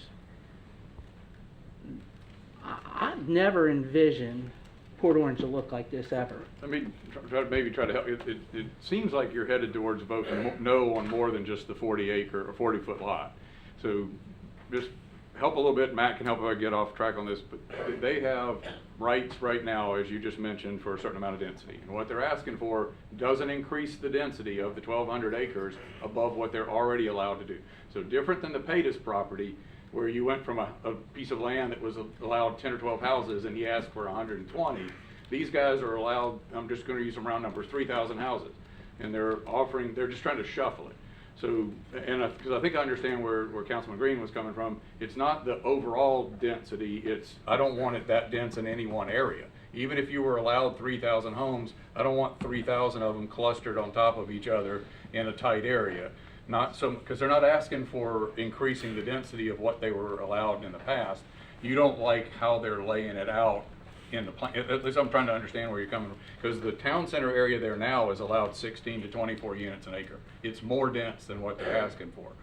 So they have an area for high density in there now, where that was going to be that road Tim mentioned, where if you loop down the off I-4 and come in that way, that was going to be the town center, and it was going to be very high density. So that it was set up for that. They're just reshuffling the deck and moving them around. What I'm hearing council say very clearly is, we don't want to see some small lot, single family developments with stuff crammed in. At least one of you said, I'd rather not see any apartments. So I'm trying to help them if you go down the path of saying no, because you're not saying, hey, this is more density than it's allowed. You're saying, and you have a right to say as the legislative body, I don't like the way it's being laid out. I would rather you do something that's better for our community, that fits better with the vision, that's still consistent with that. And if I'm reading that correctly, I was trying to make sure that I'm helping you with the details, because you could spend a lot of time going into the weeds of this piece and that piece, but we can help probably guide them better if your direction is, we just don't like how you've come back with reorganizing it. And it sounds like there's not really a problem with, we don't expect to see a bunch of US Foods and Amazons lining the interstate. You seem to, that doesn't seem to be the problem. The problem is, how do you put the houses out there? What do they look like? What do they feel like? How do emergency vehicles get around in there? What does the community feel like? That seemed like that was what I'm hearing is the concern, if I'm correct. Well, I can speak for myself. I'm completely against a 40-foot lot. I can't stand 50-foot lots. You want to know what I like? I got that. I just thought think you were also heading towards denying the whole thing, so I was trying to.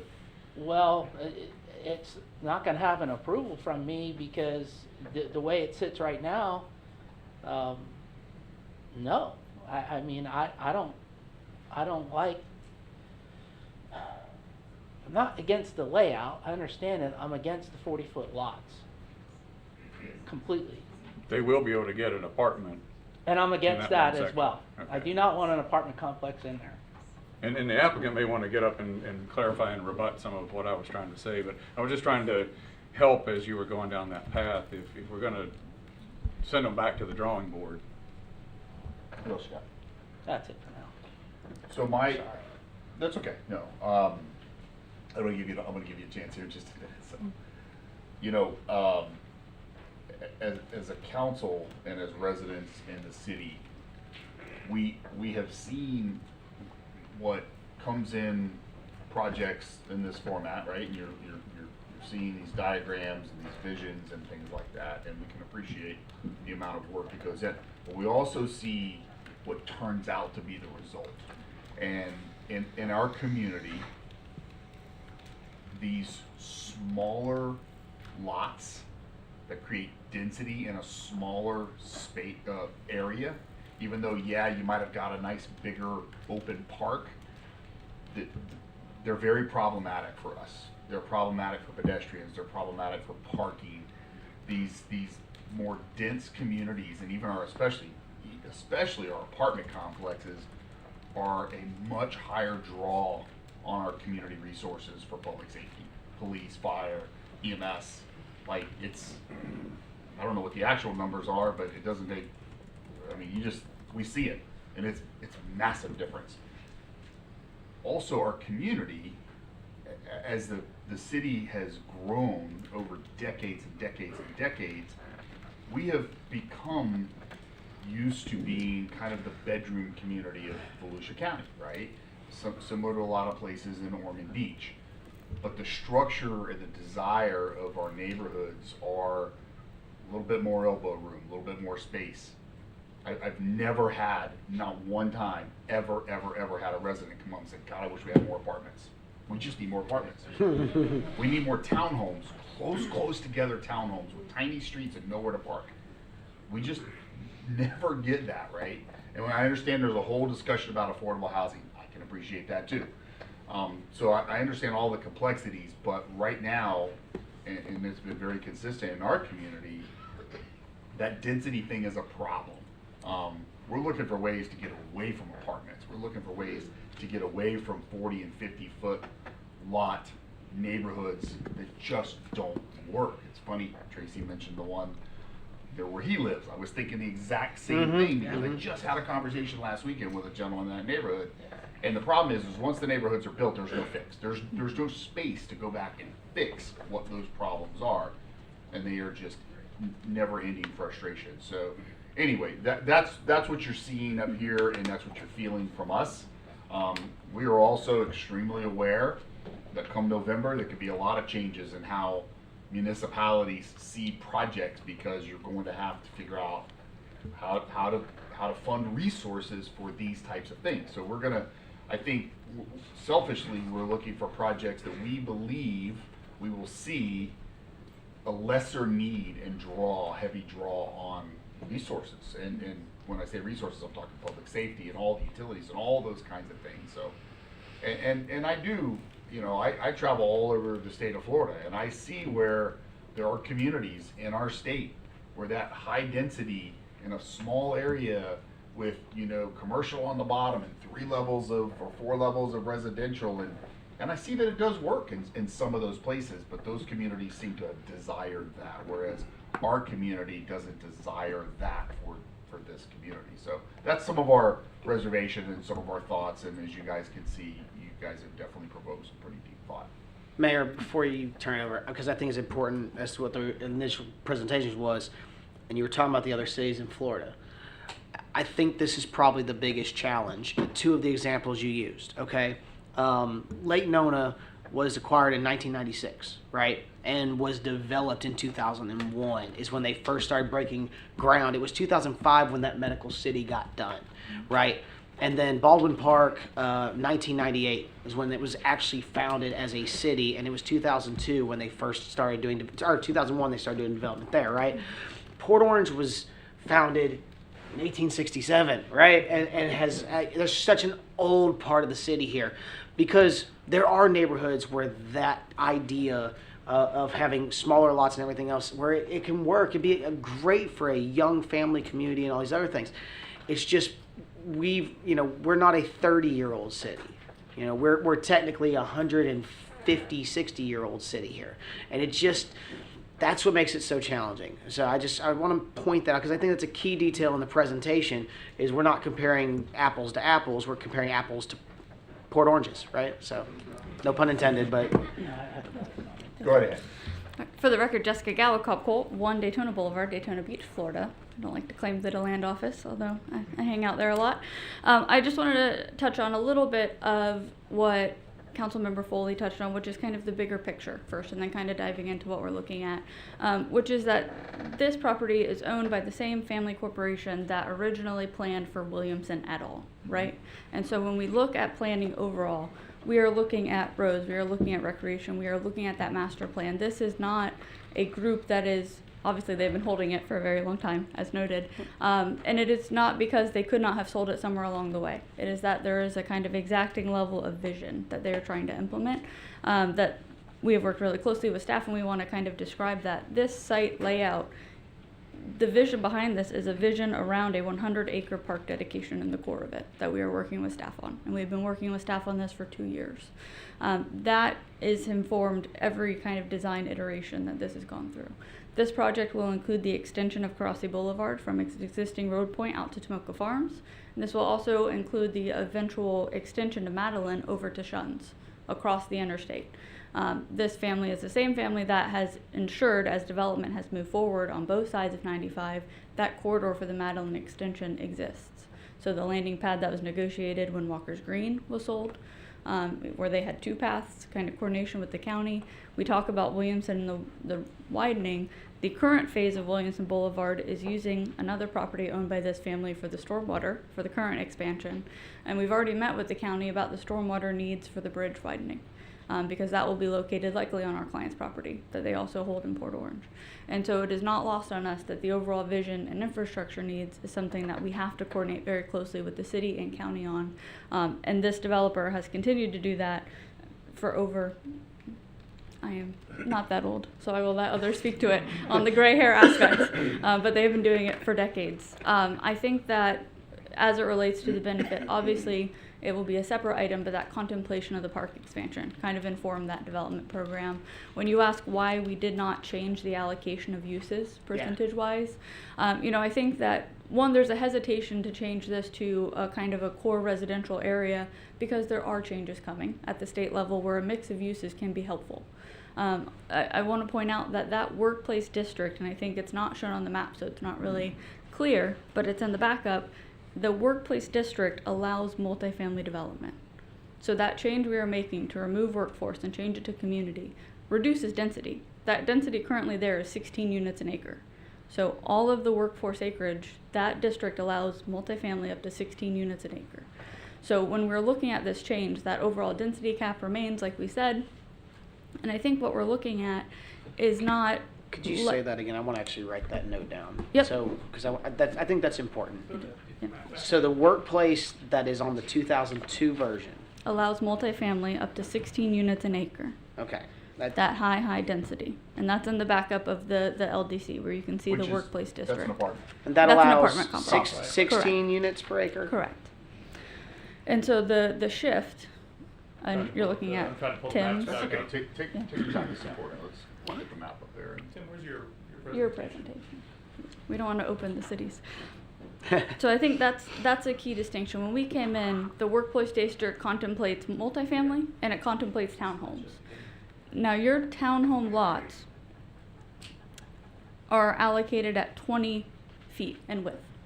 So the areas that we are looking at, that smaller lot size, that 40 feet, it is not a distinction of estate lots versus a 40. It is, the vision is adjacent to that park. If you have supporting retail, you have a community park, and you've seen those examples, and I understand that Port Orange is unique, but I think that when you prove that residential works beside public spaces, it's a smaller product.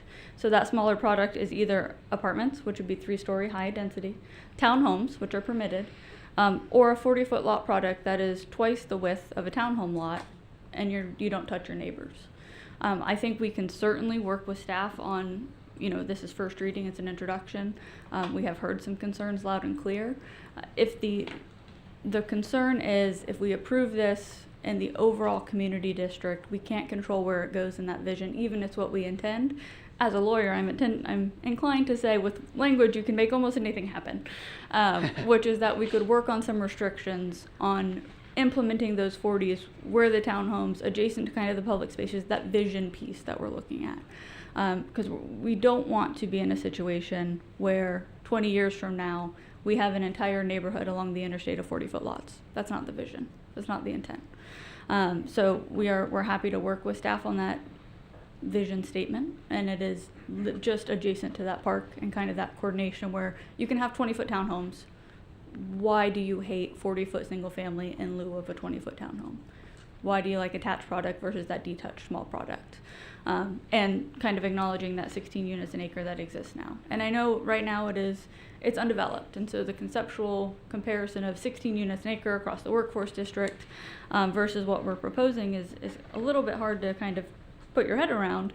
But I think that is where we are, right? When this came in from the county, under the county, which is very rare, as Wayne noted, the exact entitlements that are there today are what existed under the county zoning when it came in under the interlocal agreement. So they matched the trip cap for those entitlements, and it hasn't changed since 2002. No increase in density, no increase in allocation of units or trips. That's why we want to keep that. We want to keep the mix of uses so that the city has kind of a backup of non-residential use types in case there are changes to tax revenue sources or anything like that. So we kept that in place, and we're really asking for the city to invest with us in a vision, and if we did not do a good job of outlining that vision by text, we are happy to do that and bring it back.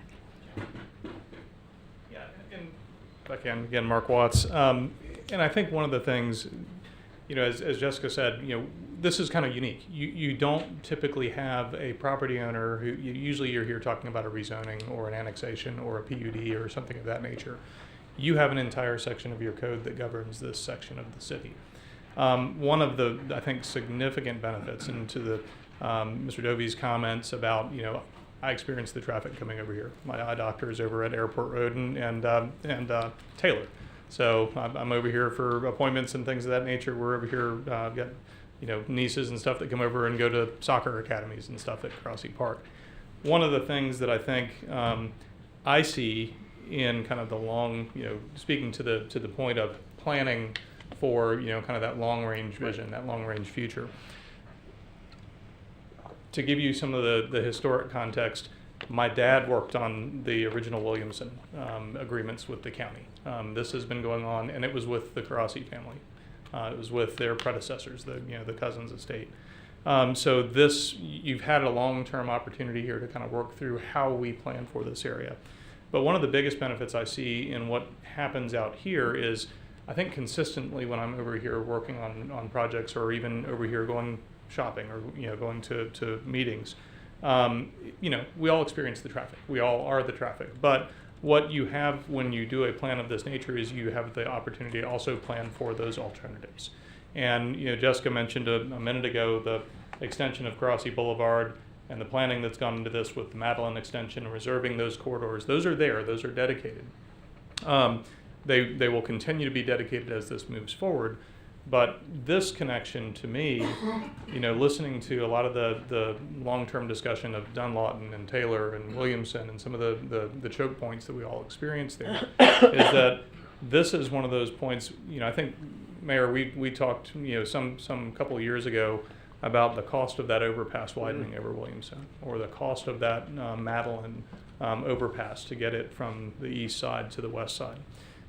This is probably the lowest cost opportunity that we all have to move traffic out to another north-south corridor that isn't Williamson, by making those connections with Madeline, by making the connections with Karasi Boulevard.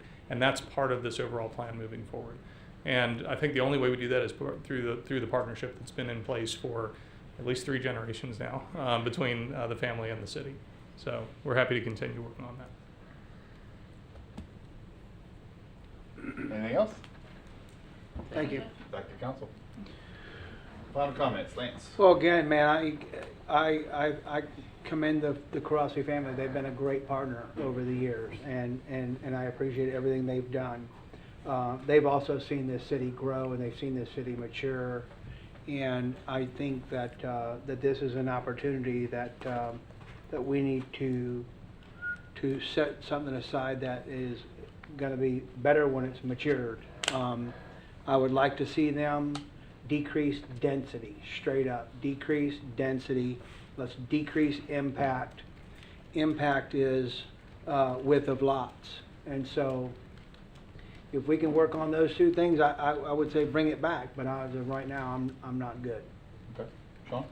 So I'm a little confused. On the map from the previous map. Yeah, no, if I can have maybe the attorney come up, or staff, whatever's easiest. sorry, and here's why I'm passionate about this, and I love I think you guys are fantastic. You're explaining it very well, and the same with our staff.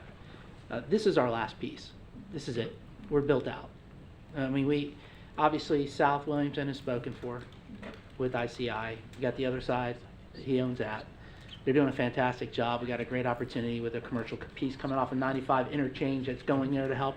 We don't have a traffic problem. We have a patience problem. I've driven it east to west 100 times, filming it all times of the day. We have people who are impatient. That's it. We don't have failing intersections. So I'm not worried about the traffic. And we know that the density's not, the number of trips aren't changing. They're already in place. I get that. And I know the Crossi family has done a phenomenal job working with this county on a lot of projects, and I'm kudos to them. But they don't build the houses. They sell them to some builder who's not from here. And if you're going to tell me, anyone from that family, that they're real happy with Westport, I got a real problem. That's not what I'm infuriated that this was approved 20 years ago. Now, my question is, the office industrial on the old map, you're telling me right now, right as it says office industrial 75 acres, you can actually drop an apartment complex in that? So there are two levels to the PCA district. The regulations that are in the LDC backup that we are modifying relate to what we call kind of the major districts. So the major districts are the West Town Center, community, workplace, and neighborhood. Hold on 1 second. The West Town Center, okay, is the orange? Yes. Okay, so what can go in West Town Center is, define that, because the blue says clearly residential. West Town Center, what's that make up?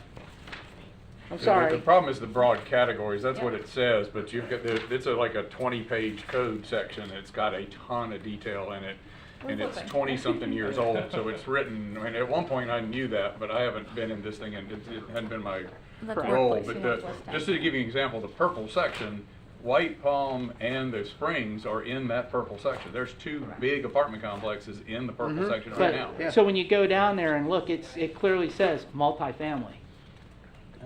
Like it was zoned for multifamily. Well, it was zoned for workplace or whatever it was called. I can't remember, but it just allowed. The problem is it's a mixed-use district, and so there were ranges. If you look in there, there's a series of between 30% and 60% has to be that, and 20% and 30.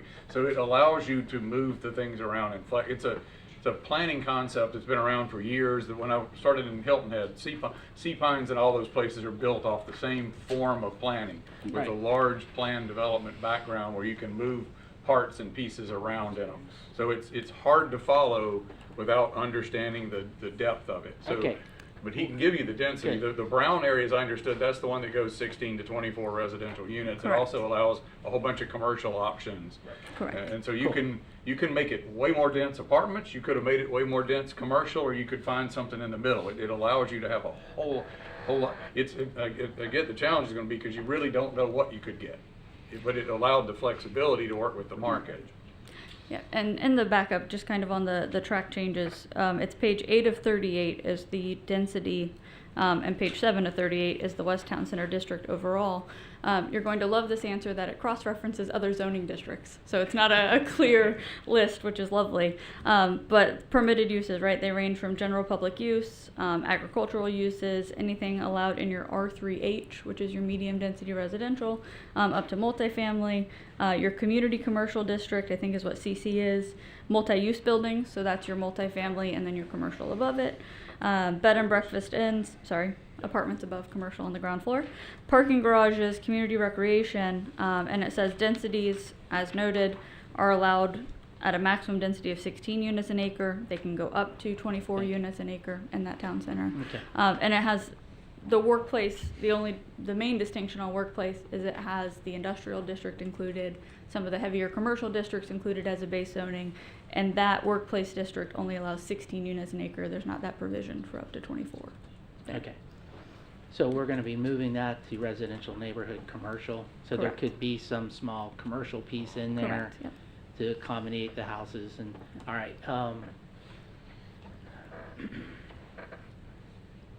Well, I mean, when, if this got approved tonight, and then next thing you know, a developer came in and said, we want to do a 16-unit apartment complex there, we have nothing, we're done.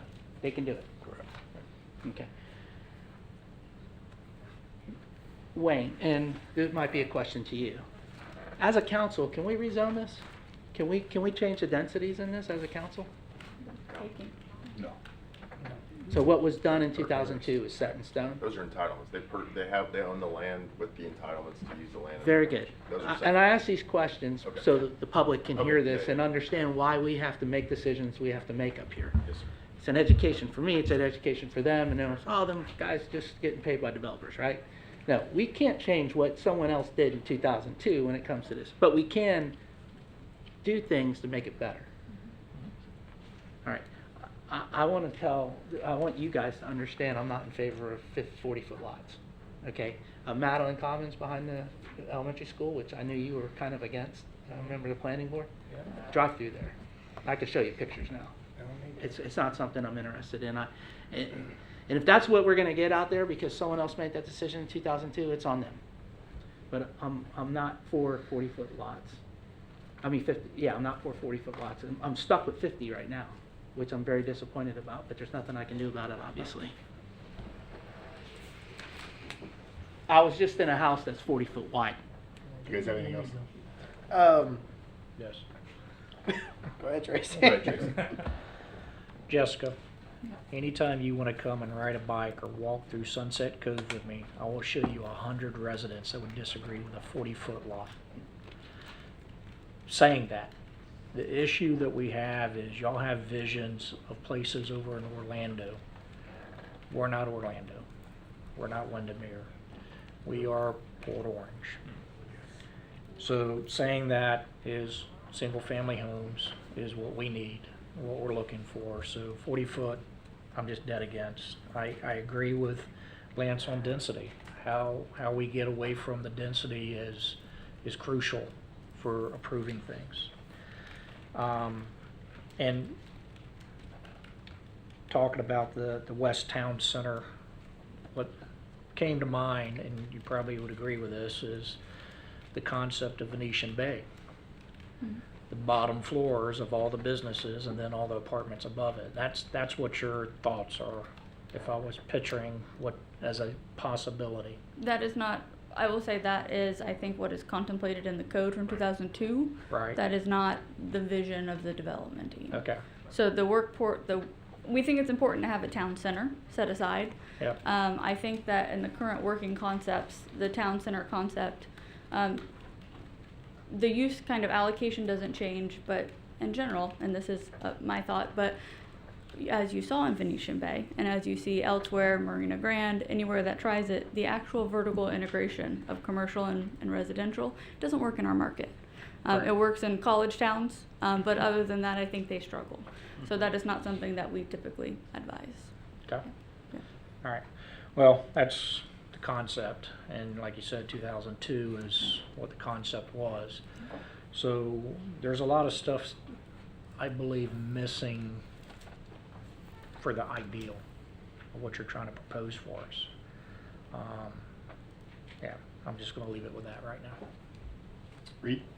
All right. Well, first off, Mark, Jess, thank you guys. This is obviously not the first project you brought forward, and you're having to really work hard for your money tonight. But Karasi's been a great partner for the city for probably as long as I've been alive, or maybe longer. Right? That's not lost on me, and it's also not lost on me that there is a need for a moving around of the Legos, if you will, right? Taking them off the board and find a new place to put them. Clearly, my counterparts have voiced they're not okay with this 40-foot lot thing. Mm-hmm. What I want to ask you, we have a motion up here to approve that, or in which I think we can all we can see where it's going. Is it more beneficial? Because this is not something, as I understand this, and anyone, Wayne, Matt, speak up, if this was to get denied, there's no waiting period as to how soon they could bring something else back, because it's not the same thing we were dealing with last month. They would be able to bring it back with a different proposal as soon as they have a new proposal together? So I would say that I think that does restart a little bit of a process, and you just have to go back to planning board who recommended approval. I think that motions can always be amended. That's what I'm getting at, and that's why I want to ask you and Mark. I'm trying to, again, you guys have been great to work with in the past. I want to be great to work with here, because in the end, I think we can get somewhere that's going to work and can be a benefit for this, not only the Crossy family and everyone here on the team, but also as well as for the residents. Would you prefer it be tabled? Like, what's going to give you the best process to go back to go back and be like, all right, let me bring something more amendable to council? And I just want to get your thoughts on that here and give you a chance to say, because I think we can all see what's going to happen. And Mark has been doing this longer than me, so I will let him weigh in. But I have found that the vote on first reading is not necessarily a vote to approve the project. It's a vote to move it forward to a second reading. And if the motion was, move this forward beyond first reading with the direction to work with the applicant and staff to look at boom, boom, boom, that gives us our marching orders. Okay. Yeah, and then the directive, I think, from the staff standpoint is when these things are done and when we've addressed those points that are raised from the council, then it gets scheduled for the second reading. Okay. And that's where my head was too as well. But I wanted to make sure I gave you a chance to kind of speak on that. Yeah. Because and I know I'm about to, go ahead. Well, I was just saying, I mean, one of the this is where this process occurs, right? I mean, we can all, sit in a conference room with staff and look at planning manuals and look at what the code currently says and how we think it makes sense to tweak. And a lot of the changes in here came from that process, but you ultimately are the ones that, make the decision. And this is the opportunity that we get to come in front of you and have that conversation. So I think that's, extremely helpful if that direction is kind of given to us in the context of the first reading. Reed, if I can say something, just to help you along, if you were thinking about adjusting your motion. I didn't make the motion, but. Yeah, that was me. Oh, okay, Tracy. Or whoever would be willing to amend the motion. I would be in favor of the way it sits without the 40-foot lots and the removal of the 16 residential units per acre that you have in the middle of there. And I just want to clarify the location you're looking at, that little strip which is beside the town center, right Yeah, it below says it. like, there's an arrow and it says residential up to this 16 funky acres shape or right here. 14. Yeah. Can you put the map back up so we can make sure we're all talking about the same piece of property? Sorry, I'm referencing with the So map. basically, in my thought process Okay. is, it helps them make this a more marketable piece of property for today's markets. It keeps us off 40-foot lots, which I am a no. I'm telling y'all right now, you made it very clear to me you were too. And I don't want to see another apartment complex out there. Now, what you do in towns, West Town Center and stuff like that, I guess there's no control over that because, but that would be, I would be in favor. So then I would certainly be in favor of that, to remove the apartment, the residential up to 16 units per acre and go to 50-foot lots as it is now. And then it makes sense to me. Because there's really nothing else we can do. And I'll say, from my perspective, we all have different visions for what we'd like to see. I don't have the biggest concern when it comes to apartment complexes. I have concerns when there's not a lot of green space, right? I personally have stated many times, and I know there's conflicting opinions, that's what makes this great, is we all work together. I'd rather go a little vertical than to go out, because that gives me more natural grass, more land, more natural water, when it comes to storm water. So my vision has always been to actually go up, not out. And so that's the same reason I have similar concerns with 40-foot lots, when it comes to width. I don't really have the concern on the units per acre. So if you were to bring me that back, but you were to increase the amount of minimum conservation, those are trades that I'm willing to make. I mean, we have 5 different opinions up here, but just as you're thinking through the process of what might come back in the event that Tracy decides to amend his motion, just let you know where my head is. No, that's fair, and I think part of what you lose when you're looking at a planning map like this also is some of that. I mean, there is green space included in the overall plan. There are green space standards within your code language as well. I think it's a 30% minimum in this entire district that has to be maintained. There's a 10% conservation, you know, when we're talking about that cluster of uses and those range of uses, there's a 10% conservation requirement that's in there that's not changing. So those things are in there, and as Jessica said a minute ago, and we're working with your staff to plan this around a 100-acre park expansion. So I think coming up with the illustration that, you know, maybe shows you that as we move forward as well would be helpful. It would probably help Okay. across the board here. Okay, good. So Matt, make sure I'm doing this right. What we're looking at, proposal here, is to amend the motion on ordinance 2026-8 to negate 40-foot lots and to make sure that it stays at the 50-foot lots. Or Would it be more straightforward to have them withdraw the motion and make a brand new one that says approval without the 40-foot lot and that one specific section at 16 units an acre removed? If you remove your motion, I'll be happy to make a new one. okay, we'll remove the motion on amendment 2026-8. Who's second? Sean? You want to withdraw your second? Yeah. We're removing it? Withdraw. Withdraw your second. Do you agree as your second to remove? Just for the Yes. Yes. Okay, so we have a little removal of the motion and the second. All right, and then I will make a motion for approval with the condition of coming back with at least 50-foot width on the lots, and for you guys to continue to work with staff on the feedback that you were provided here tonight, and to bring us something else at second reading. Second it. Does that cover what you were looking for? No, it didn't. Okay. It covered half of it. Like I said, we have an apartment complex out there. We have actually 3 of them out there. And my son lived in one. It's a disaster, a complete disaster. So I'm completely against that. I'm not in favor of an apartment complex or 16 units on an acre. So. Okay, but that's your motion, that's your second. Yep. Right? Any other comments from council? Vote the clerk call the roll. Councilman Foley? Yes. Councilman Gephardt? No. Councilman Green? No. Vice Mayor Grubbs? No. Mayor Stillner? No. 4-1. All right. That was the motion. That was the agenda item motion. There can be another motion. Do you have another motion? Yeah, I certainly would. Okay, because I like where we're headed here. I apologize.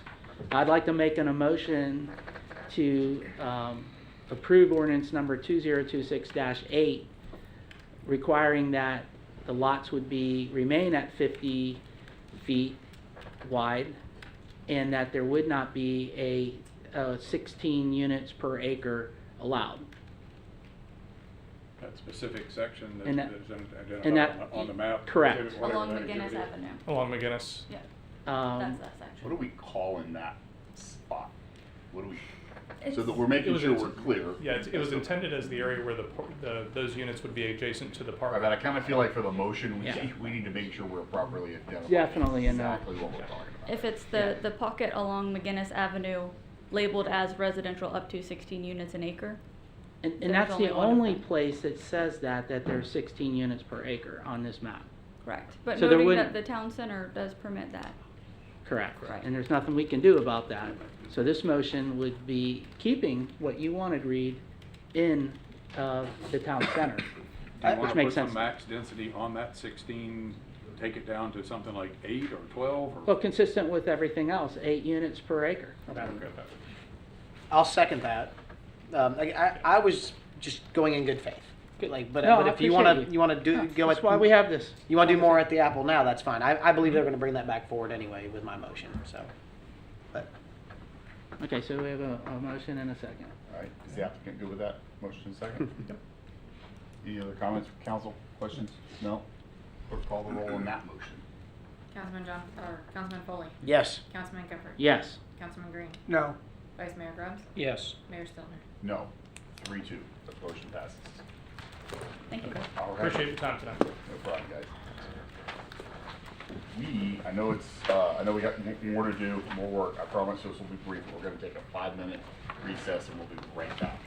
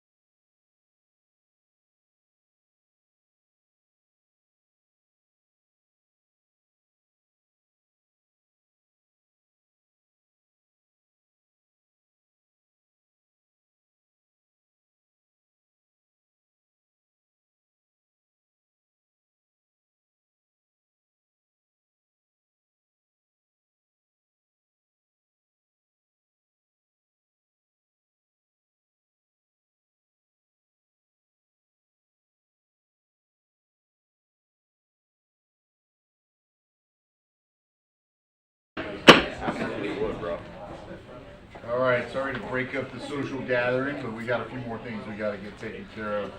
We're going to be on item number 20, first reading of ordinance number 2026-6.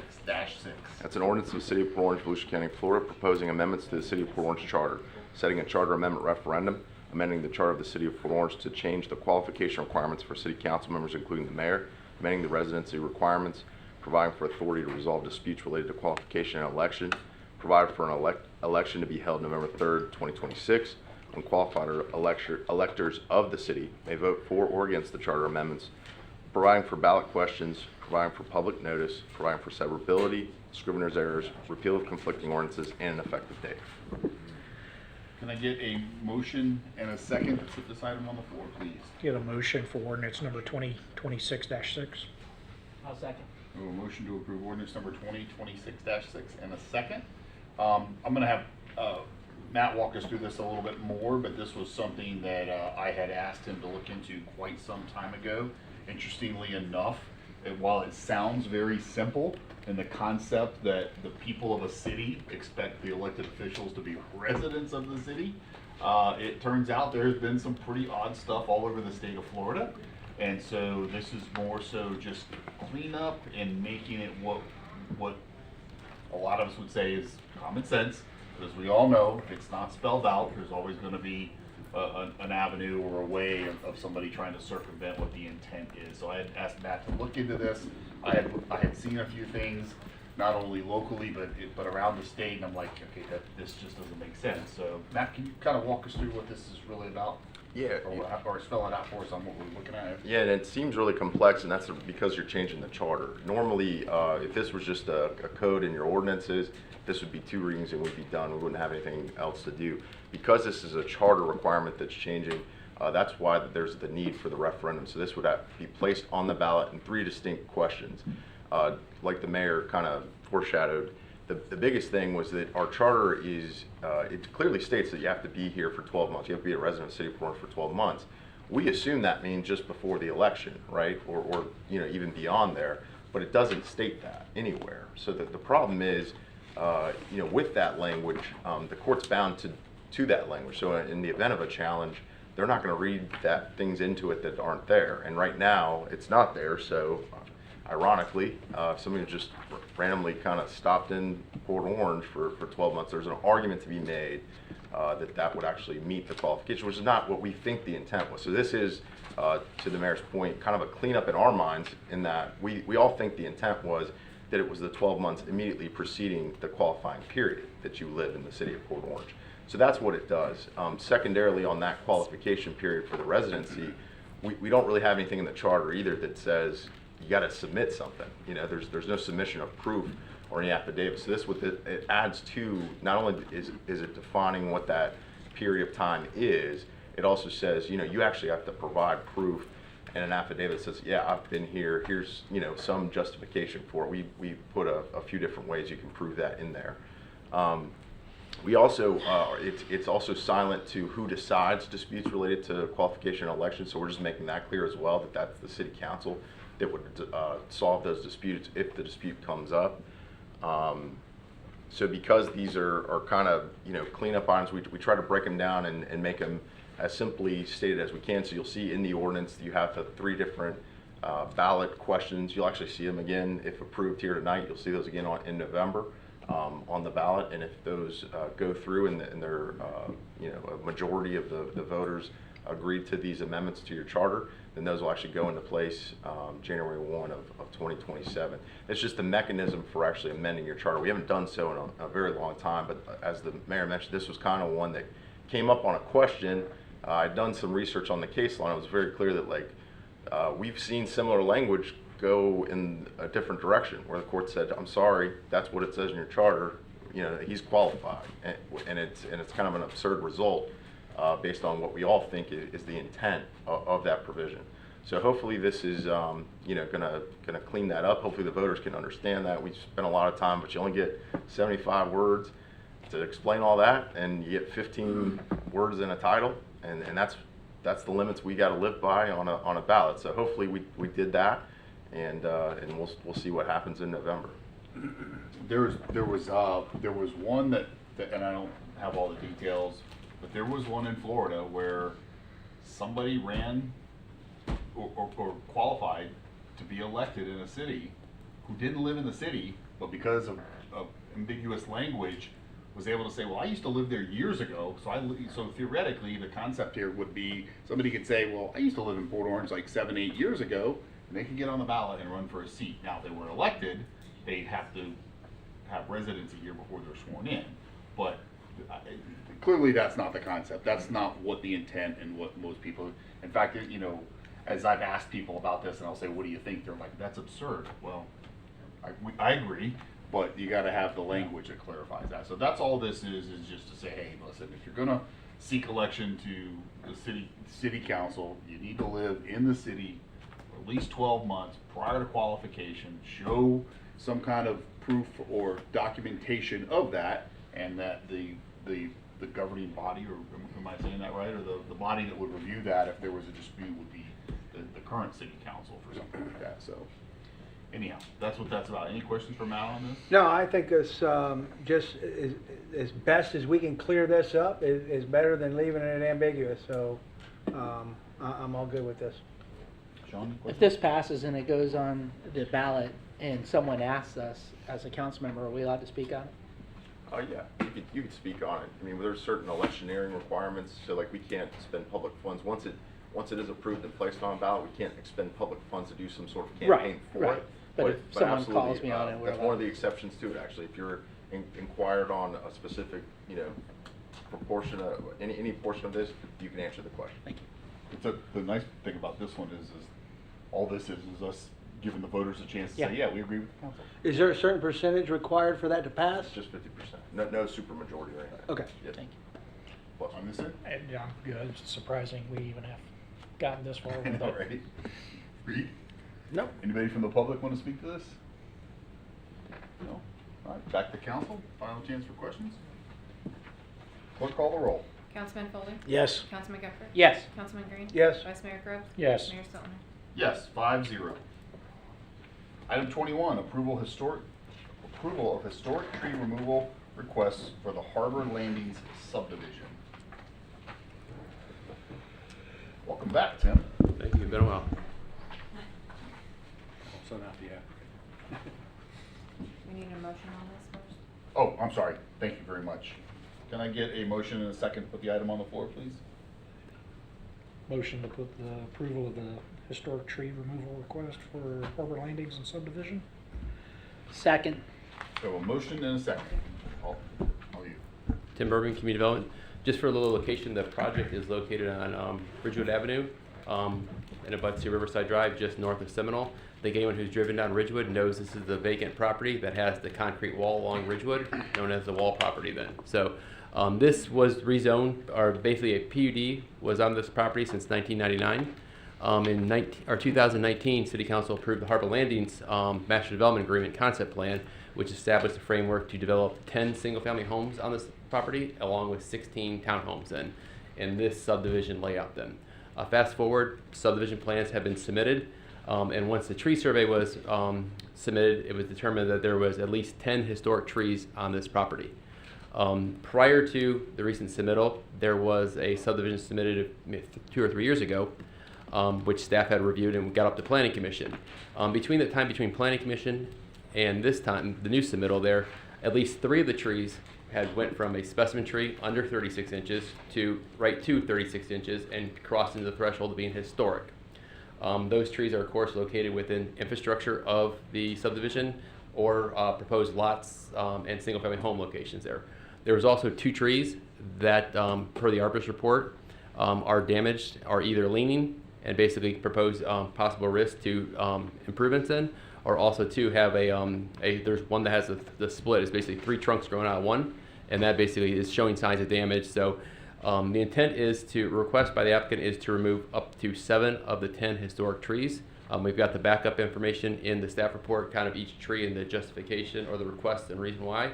Just wanted to point out that there will be the 3 trees that are currently historic are shown to be in common areas of the subdivision, and also 2, there are a number of trees, I believe there's close to 5 to 6 along that area of Ridgewood that are close to either 34 to 35 inches right now.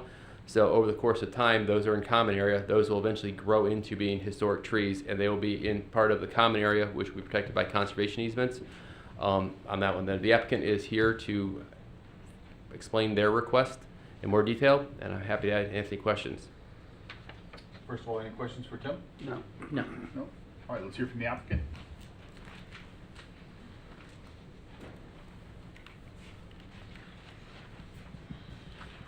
Welcome. Good evening, Mayor, Commissioners. Harry Newkirk Engineering, 1230 North US Highway 1, Ormond Beach. Glad to be here tonight.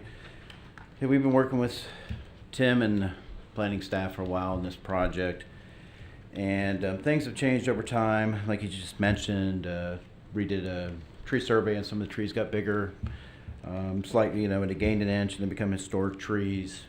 Also, as everyone knows, stormwater rules have changed, so you got to do a little different stormwater stuff to make these sites work now. We got a site that butts 2 roads. One road's pretty high, the other road's pretty low. Riverside Drive's around 2.5 elevation, 2 to 3s, and US 1's at 9. So that's kind of like the topography of the site, rolling to the back. So Tim did a really good job explaining this. We have a proposal in for taking up to 7 out of the 10. Now, 2 of them are diseased, so you're really looking at 8 historic trees. And by looking at the plan, we can make that adjustment to remove 5, so we could keep 2 more of them. So it would be a total of 5 coming off this plan. We can make that work. And from a perspective of driving down US 1, the way this is laid out with the dry retention ponds up front, you get the look of all those trees. So that's what you're going to see when you drive on US 1. You're going to see the wall that's been there. The trees are going to stay, and these units will just blend in. This will be a unique development where most of the time, we're doing the big PUDs, like the one was being explained just a minute ago. You take down every tree. You mow it all down. That's kind of standard 101 with a big old piece of property. But this one, we're working within, a small area. We're going to save as many of these trees as much. It's going to have a high character value to this development. It won't look like a cookie cutter. This isn't a cookie cutter. This will look unique. It'll have the grand entrance with these big trees, which you don't typically see. But we would like the city's support for removal of, it's a touchy subject when you take down big trees. I know that, and the trees have the keyword historic to it, which also gets a little, it's a difficult word to deal with trees, but we're trying our best to make it work and have a development that still works within this piece of property. Available to answer any questions. We also have the owner here also too. Okay. So I want to make sure, because it looks like we probably need to alter the recommended motion. So what you're offering now is, instead of a motion to remove 7, you guys could do with 5. 5, yes, sir. Okay, so we'll need to adjust that motion. So 5 removal of the 10 historic, and I get the 2 are disease, and then there's going to be a replanting of 41 trees. Is that right? Yes.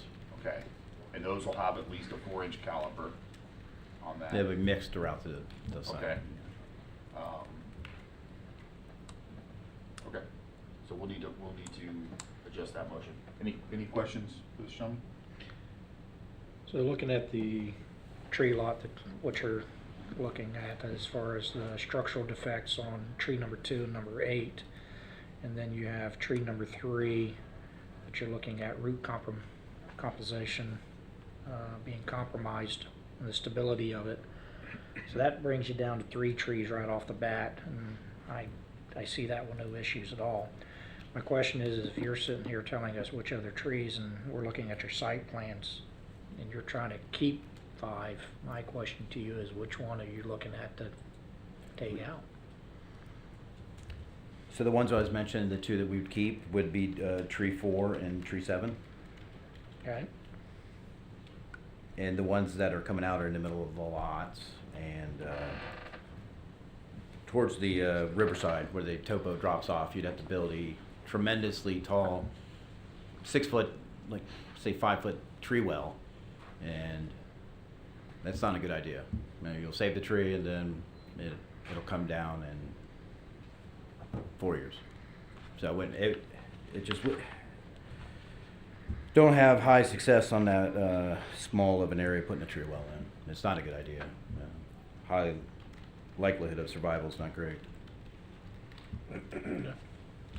Sean? No, I just, this is another opportunity, this is an opportunity to have something in a redevelopment area that'll just help us. I mean, I'm really excited about this development in the sense that it's been a vacant lot and so many different developers have come and gone and not been able to pull the trigger and get it done. In reference to the trees, I understand what we have to do.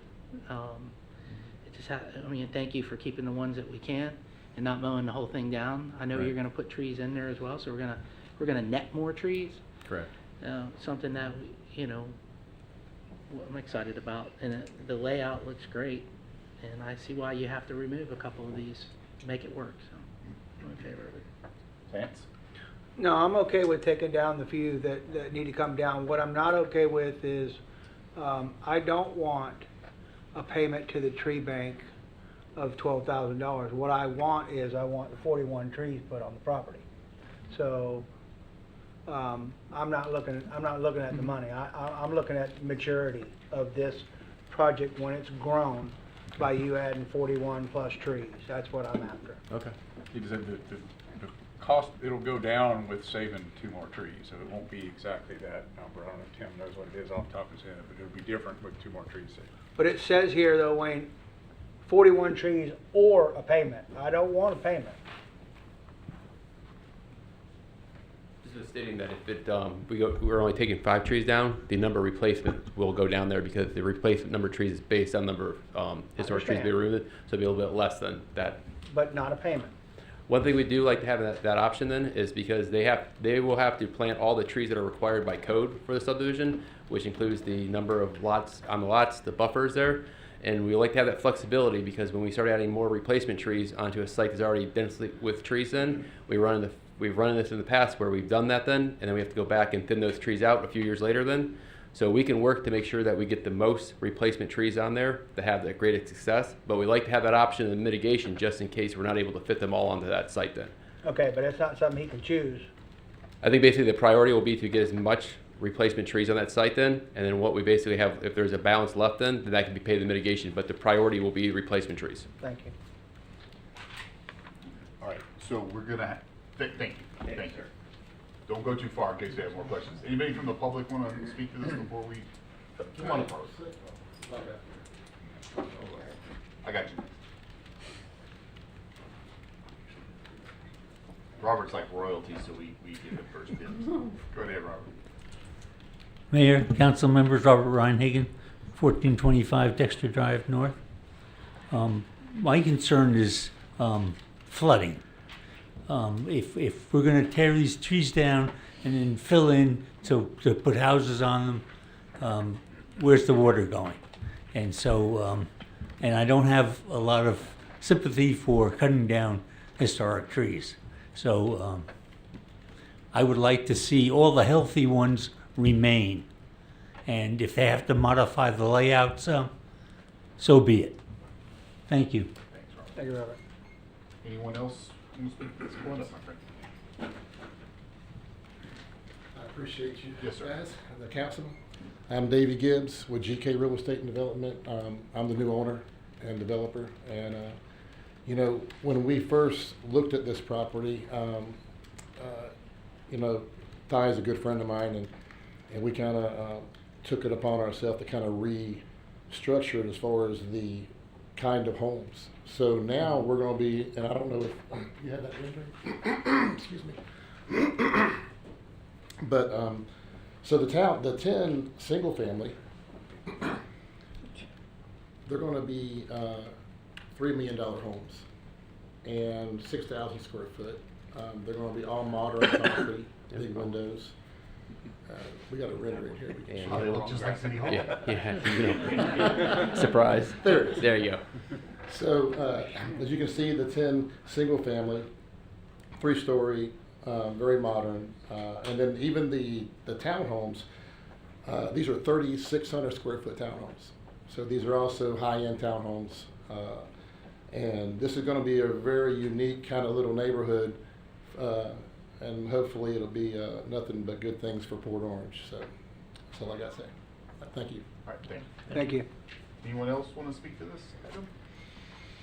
All right, we're going to come back to council. All right, so council, we need to restructure this motion just a little bit, and between maybe Wayne and Matt, you guys could keep us on track here, because what I'm hearing from the applicant, we're going to go from the removal of 7 trees down to 5, which is great, and then I think there's also some interest for in the either or portion of this, which no longer will be 41 trees. If I understood Tim, be a little bit less, with the idea of focus more towards every single tree we can put back on the property versus the dollars. Did I say that right, Lance? Yes. So how do can we get some guidance on structuring that motion? And I don't think you have to know the specific amount of trees. I think you can say that it's the required amount of trees to mitigate the removal of 5, and maybe word it to say that the intent is to maximize the replanting and only use the payment as a last resort option if it can't be fit on staff, based on, or fit on site based on staff's analysis. So you're having staff make that decision. Somebody say so moved. So moved. Do we need to take the first motion off the Can floor? we Oh, do we already have a motion? Okay, yeah, who made the, withdraw the first one? So we'll withdraw the motion of approval of historical tree removal. You need a second? Yeah. All right, the initial motion and second has been removed. Now we're going to put a new motion on there. Wayne, I'll get you to say that one more time and see if somebody moves that. It's a removal of 5 trees allowed with the subsequent appropriate required amount of mitigation through replanting on the site to be maximized, and that payment in lieu of the replanting is only allowed if staff determines that trees can't be fit on the site. So moved. You get the second. Second. All right, we have a motion and a second. Council, anything else on this before we vote? No, just a quick comment and we're gonna vote, but I just wanna say that this is one of those pieces of property, and for 40 years, I've always felt like somebody is missing it. So I'm glad that you see the value, and truly this is an area of our city on the far east side where we are very excited to see folks start reinvesting. We've seen that a lot on the north end, and I know it's only a matter of time to see it on the south end, because there's so much potential there, and reinvestment in the older parts of our city is really important. So we are grateful that there are folks that see that vision as well and that are willing to make those kind of commitments. So have the clerk call the roll. Councilman Foley? No. Councilman Gephardt? Yes. Councilman Green? Yes. Vice Mayor Grubbs? Yes. Mayor Stiltner? Yes, 4-1. Good luck. Thank you very much. Thank you so much. Thank you, guys.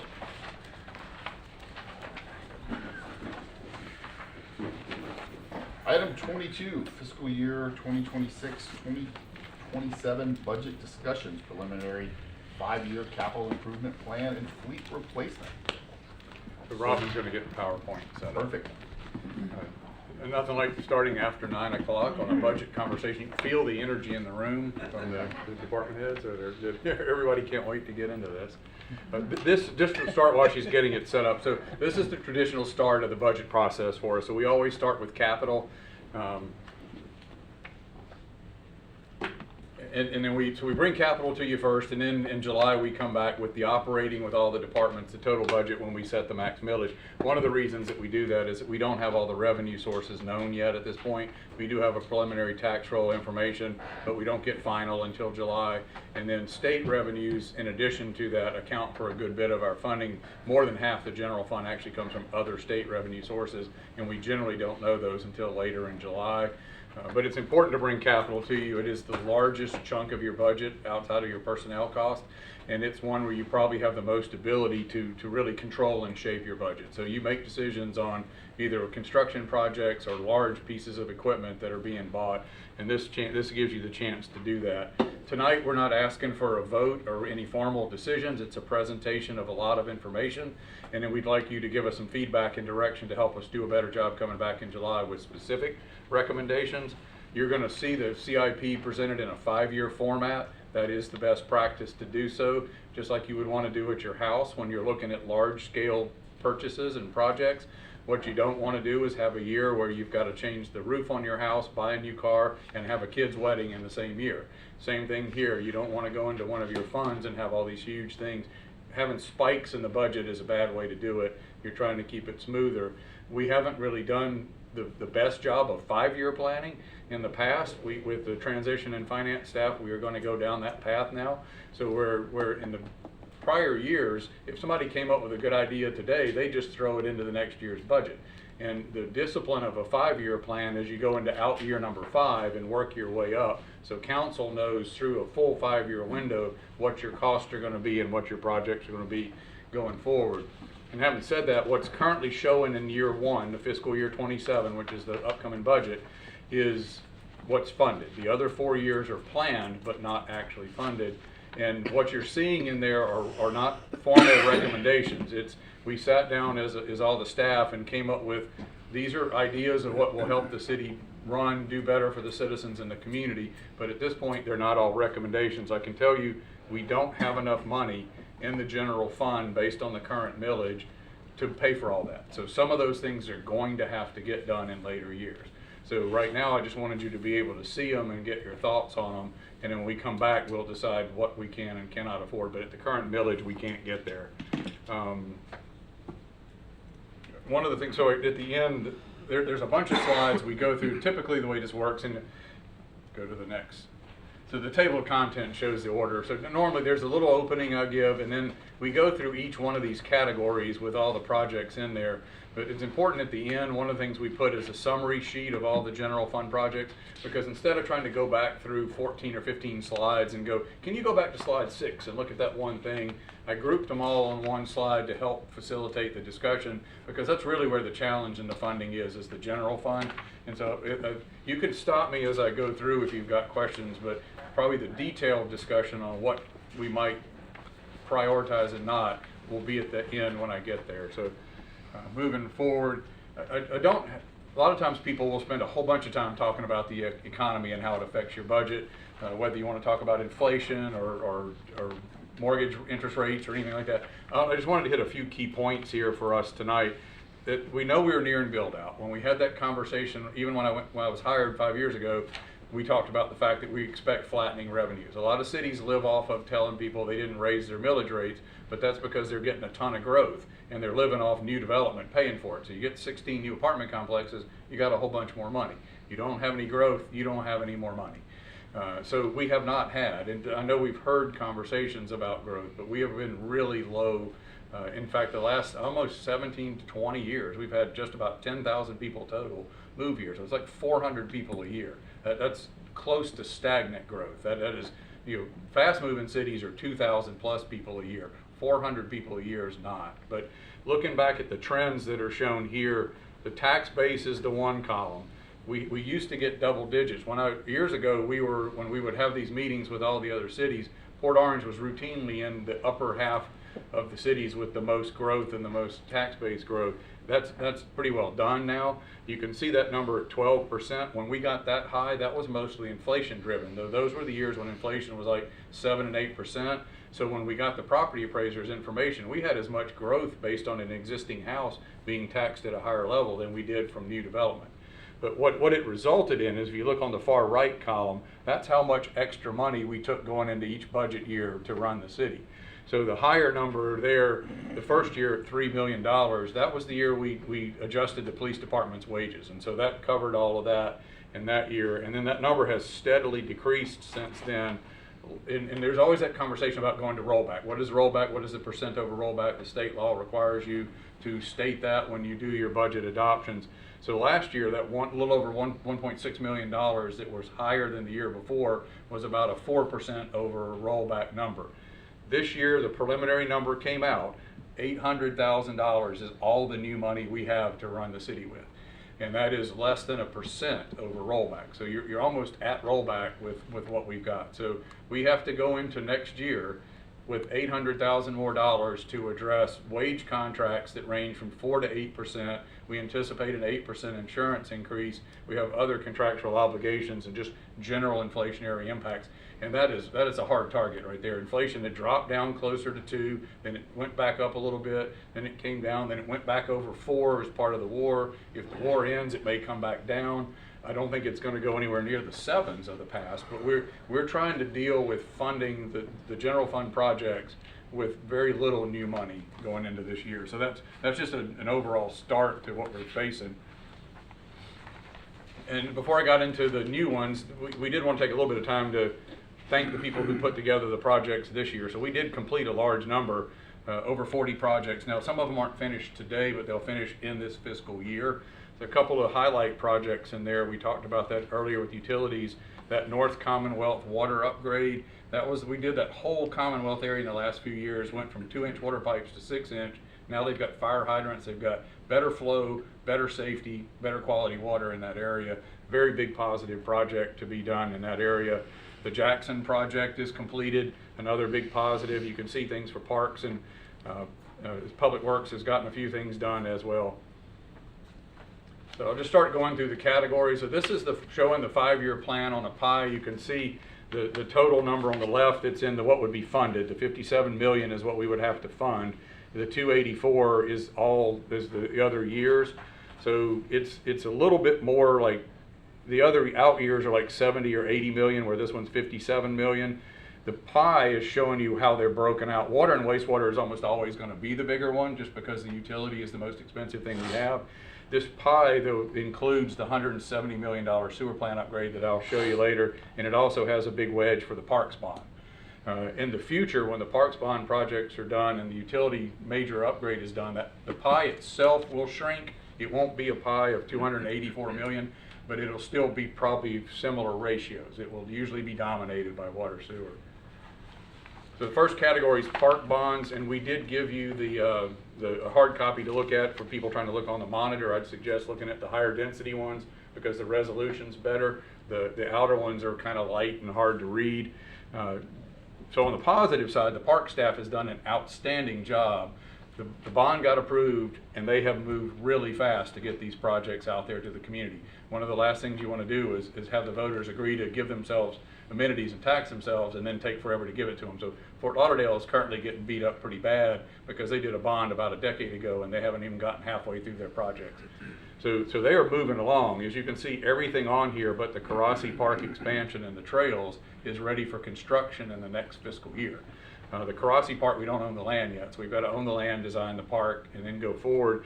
And the trails we're holding on because we're using the TPO process where we can leverage some money from the TPO in order to get there. And so when we get that feasibility, we'll start working towards some of those projects.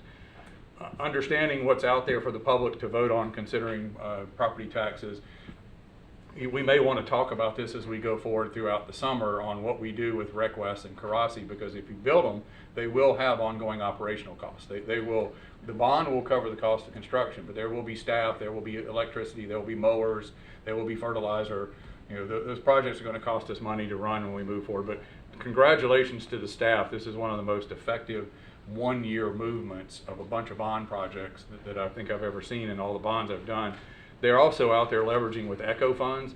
So you've already authorized us to apply for ECHO grants to try to add to it. So it would give us the ability to build more than we have. The idea that they've switched land, we came up with the idea to switch land with the schools to build a park here. A lot of positives coming out of the staff to make the most of that bond. I'm not going to go through all of these because you've seen them with their concept plans and where they're at this point. And then for each category, we also have a map that helps for when you're looking at it between now and then. The next category, the regular parks project. So whether or not we built bonds or not, we own a bunch of parks facilities and they have to be taken care of. So this is their regular stuff. Typically every year you see them somewhere between $500,000 and $1 million of requests. This is probably one of the ones where I was talking about how we haven't fully disciplined ourselves on the 5-year budget. Everything is in year 2. So there's a giant spike in year 2. Normally you'd like to see this a little more spread out over a 5-year pattern. But the notable projects coming up in the funded year would be the rec sound barrier, which is being designed now, and then the North Causeway Park. Councilman Green and I were talking about this earlier today. It's pretty beat up over there on the north side, and that project would come in to do improvements in that area. The Y project is being funded out of that rec facilities fund, so there is basically a savings account to do improvements to the Y. That's not a general fund project. Parks has got ongoing maintenance. This is going to be a theme throughout as well. It was the things we haven't emphasized, I don't think, enough in the past. Everything we do, we have to take care of when we get it. And so Parks isn't always thought of as that department. Like, people are used to us paving roads and fixing sidewalks, but not necessarily this. But we own, if you look at the bottom, we have like 32 facilities. So we probably don't go more than a year or two without at least one park being redone or one field being redone. So there is a non-stop maintenance cost as well. And deferred maintenance comes back to haunt you. I think the mayor mentioned that earlier. What happens if you don't do your job on maintenance? You pay more for it later. So I'll show that with all the other categories. Facilities is our buildings that are non-parks. The highlight of our facilities here are the generator replacements. And oddly enough, a couple things at City Hall. The air conditioner here is kind of junk. The thermostats don't work. You have to go up on the roof and make adjustments up there to change the temperature. And you all can see the high quality AV system that we have here from the 1980s. So those, though, may end up being the things you decide not to do. But it's there to see. We've had those conversations about what's coming up with our facilities. Ongoing maintenance from the facilities division, they're also responsible for making sure all the parking lots that we have are paved and taken care of. Fire doesn't normally have projects like this. They're typically fleet. You see them when we replace fire trucks and ambulances. Once in a while you build a station. What's unique about this year is the Public Utilities Department, we're building their operations center. We're consolidating 3 or 4 different sets of people over into one facility by the police station, and they will be leaving the building that they're currently in on the north side of the Public Works property over by Oak Street. And right now, fire trains at the tower, and they train at that small building up there by the annex. And the idea had been, this is like a long-term, multi-year project that this was planned, was fire would then leave that small building, allow either Parks or Public Works or somebody engineering to use that facility, and then they would move over to this facility and use it for full training in that one area. So the request here is to upgrade that building, because it's a building used by utilities field crews, to something fire can train in. And then the pavilion is basically a shade structure. So if you've been out there, I think all of you have had the chance to go out there and see the training tower. It's not real, they're wearing heavy equipment. There's nowhere to be in the shade, so it's a little hot. So that was the request for that. And then fire's got a couple out year capital where we're coming up on having to replace radios in the future and some of the breathing apparatus. Transportation projects are our TPO funded. In good years, these are 90% money from federal state funds and 10% ours. Occasionally, some of them are a little different.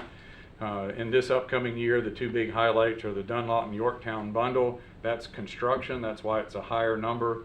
That is the total cost. Down at the bottom, you'll see the note. Our cost next year is $1.5 million. And then the Clyde Morris project will go into design with construction a couple of years out. This is pretty well spread out. Now, some of this, because it's not in our control, we have to follow the TPO process for the funding, but it's a pretty good job of spreading out the projects over the years. We do get heavy in the outer years because you put them in the plans, and one of the things that's required in order to get fair share money, to basically get money from developers when they're building to help them pay for it, you have to have them in your plan. If you don't put them in the plan, you're not allowed to get money. So we show them in here so that qualifies, but we recognize that when you get out to the out years, it's not really going to, they may keep moving. They may show in year 5, but they may stay in year 5 for 6 or 7 years. When we go on to maintenance and transportation, this shifts over to Public Works. So Public Works handles all this stuff. If you look at the funding source, it's all local option gas tax. So historically, the city has not funded this maintenance beyond what we get out of gas tax. The gas tax is not sufficient. To give you an idea that everything that we put in this, if you give that money to Public Works on October 1, they will spend it all well before the end of the fiscal year and not finish everything out there that needs to get done. To council's credit, you've asked me in the past, well, how much money do you need to do it right? And I can't answer that question because we didn't do asset management very well in the past. But when we switched over to Tyler, we have asset management software, and we are on the way to being able to answer the question. We still may not be able to afford it, but we can at least give you the answer of what it would take to catch up. We have, the last couple of years, council has actually taken some money out of fund balance and supplemented this to allow us to catch up. So that's the first council, I think, that's actually added to that money to help catch up in that area. But our objective is to get you data on what it will take to be caught up and take care of those as we go forward. But I think we've talked about this before, the striping budget's like two little areas and you're out of money. Paving gets you a couple of roads. One of the things that they do, though, is that we don't spend it all. We have planned up to about 70, probably about 80%, maybe 85%. They hold a little bit back till the summer in order to pick up an emergency if something comes up. Because what you don't want to do is be completely out of money and unable to fix something that's bad. I'm sorry, wait, let me, so you can grab a quick drink of water while I interject something. Perhaps on this particular slide, your transportation ongoing projects, as we update this moving forward, in the project description, if it's possible, this is just something that came to my mind, if you could put a notation in there on what the anticipated, like I know with roadways, there's an anticipated cost per linear mile. Same thing with sidewalks per foot or something like that. Just so when we see the number, okay, $800,000, well, how far is that? How far does that get us? So that might be helpful if that's possible. Okay. I know TPO talks about that, in their meetings and stuff like that. I don't know where that number comes from, but I know that some of those numbers for paving and concrete have gone up. And they have to have reduced cost estimation because that's how engineers bid the projects for us. So, or the contractors bid them, and we'd be able to say it could be different. Like cost of Herbert Street is going to be a little cheaper than doing something that's a 4-lane with a median. Yeah. But we can give you those basic costs. Just might be a good reference to have on that slide. Okay. Thanks. The Down Under project didn't really fit a specific category, so I put it in here separately. It was originally envisioned in the ballpark of $5 million to be basically funded when we sold Riverwalk. So part of the assets of the Riverwalk sale would pay off debt to the town center CRA. The other half would go to this. When that project didn't close last year and we went back, staff came up with a really good idea of trying to split it because they knew we don't have $5 million just to put into this project. So what they did is come up with a phase 1 idea, because we've been working with the business owners down there. They've been really good partners and very positive, and they're really hoping for something to come out of this to grow that momentum. And so the phase 1 would focus on this turn lane, which is the road out to Peninsula from the south of the bridge, so it's where the causeway comes in to signalize. If you've been down there, basically people down there have created their own right turn lane in the dirt. So this would formalize that and put in a sign. So it's an affordable phase 1 that shows goodwill and progress to the business owners down there and probably makes a good safety impact going forward. So I thought that was very creative of them when I said, I don't know that I can go ask for $5 million. And they said, well, how about we do this instead? Stormwater projects, we've got a couple different ways to look at this. We started off with a stacked bar showing 5 projects with the colors or by where the funding is coming from. The one on the far left is Cambridge. That's a hurricane repair from the damage in Nicole. And then the other 4 are master plan projects that are coming up in current years. There's another large project, Nixon, that's in out years. You'll see in one of the other charts, but it isn't far enough along to show here. This is $62+ million worth of drainage projects. It is incredibly expensive to go into the old part of town and retrofit the old part of town to stop them from flooding. That's a lot of money. It's more than twice what we have in the Parks Bond for 5 projects. So that's a big hit, and we don't have all the money for the pink part right now. You can see the couple grants on the bottom. We really hope Resilient Florida will work for us. We're going to continue trying Transform 386 to see when their next phase come out. BRIC is a federal program through FEMA that the current administration doesn't really like. So last year, President's office stopped it, but then a court reinstated it. So I don't really know. They were valuable. Funny, people got a lot of good projects out of BRIC, but then the money went away. So some cities are reluctant to touch it because you go to all that effort and then you don't get the money. So I think it's still worth trying because it's a pot of money we need to have. On this slide, we put it in a pie. The reason for this is I think it's really important. So it's been less than 4 years. We got hit by Ian in September of 22, and less than 4 years for $62 million of projects. We have almost $40 million of other people's money in less than 4 years to do these projects. And we still have $20 million to fill, But 40 million in 10 years is a huge amount of outside money. So the people who go out and get other people's money to do this have done a heck of a job, because that is more than we have in the parks bond. In 4 years, they went out and got that from somebody else's source. So again, it's going to require some work. We have the ability to borrow parts of that and pay debt on it if we get to the point where that's a decision council wants to, or we can continue working until we get the grants to fill it in. I put them here, and this is your standard 5-year plan version that we were showing from the others with the sources. And then this one adds the Nixon project in there so you can see it in the out years. It's a little less expensive because it tags on to the Sugar Forest one, so it's not as much money as that one. But this also adds the generator at Virginia Monroe, which is one of the smaller pump areas we have on the east side of town. And the 2 smaller projects you authorized for design last summer, the Devon Street one and the Sweetwater project, are both shown there. So that's what's going forward. And moving on to their ongoing projects and the maintenance. So you see a couple things with drainage pipe. We've talked about this. It's an ongoing project to basically replace all the corrugated metal pipes that rust and rot going through that. Down in the bottom right, it shows how many miles that we're responsible for maintaining with that. On the left side, I put in a little summary of the stormwater fund. So at $160 per dwelling unit, it generates a little over almost $6.5 million. The expenses we have exceed that, so we've been using stormwater fund balance to kind of chip away at those things. That fund balance at $1.7 million for this much work is small. It's way too small. The point of showing that is that this fund is not designed for $62 million of capital projects. 2/3 of it, or more than half, is used up by the people and the machines that maintain the stuff that we have. There's a little bit of money in there. We're still paying debt on some old stuff related to the 2004 storms. That debt will eventually retire, but it's still got like I think it's 2035 when that retires. And then we have money set aside for debt service on future. And I've probably got some of this wrong that Sue will have to correct at some point for me in the future.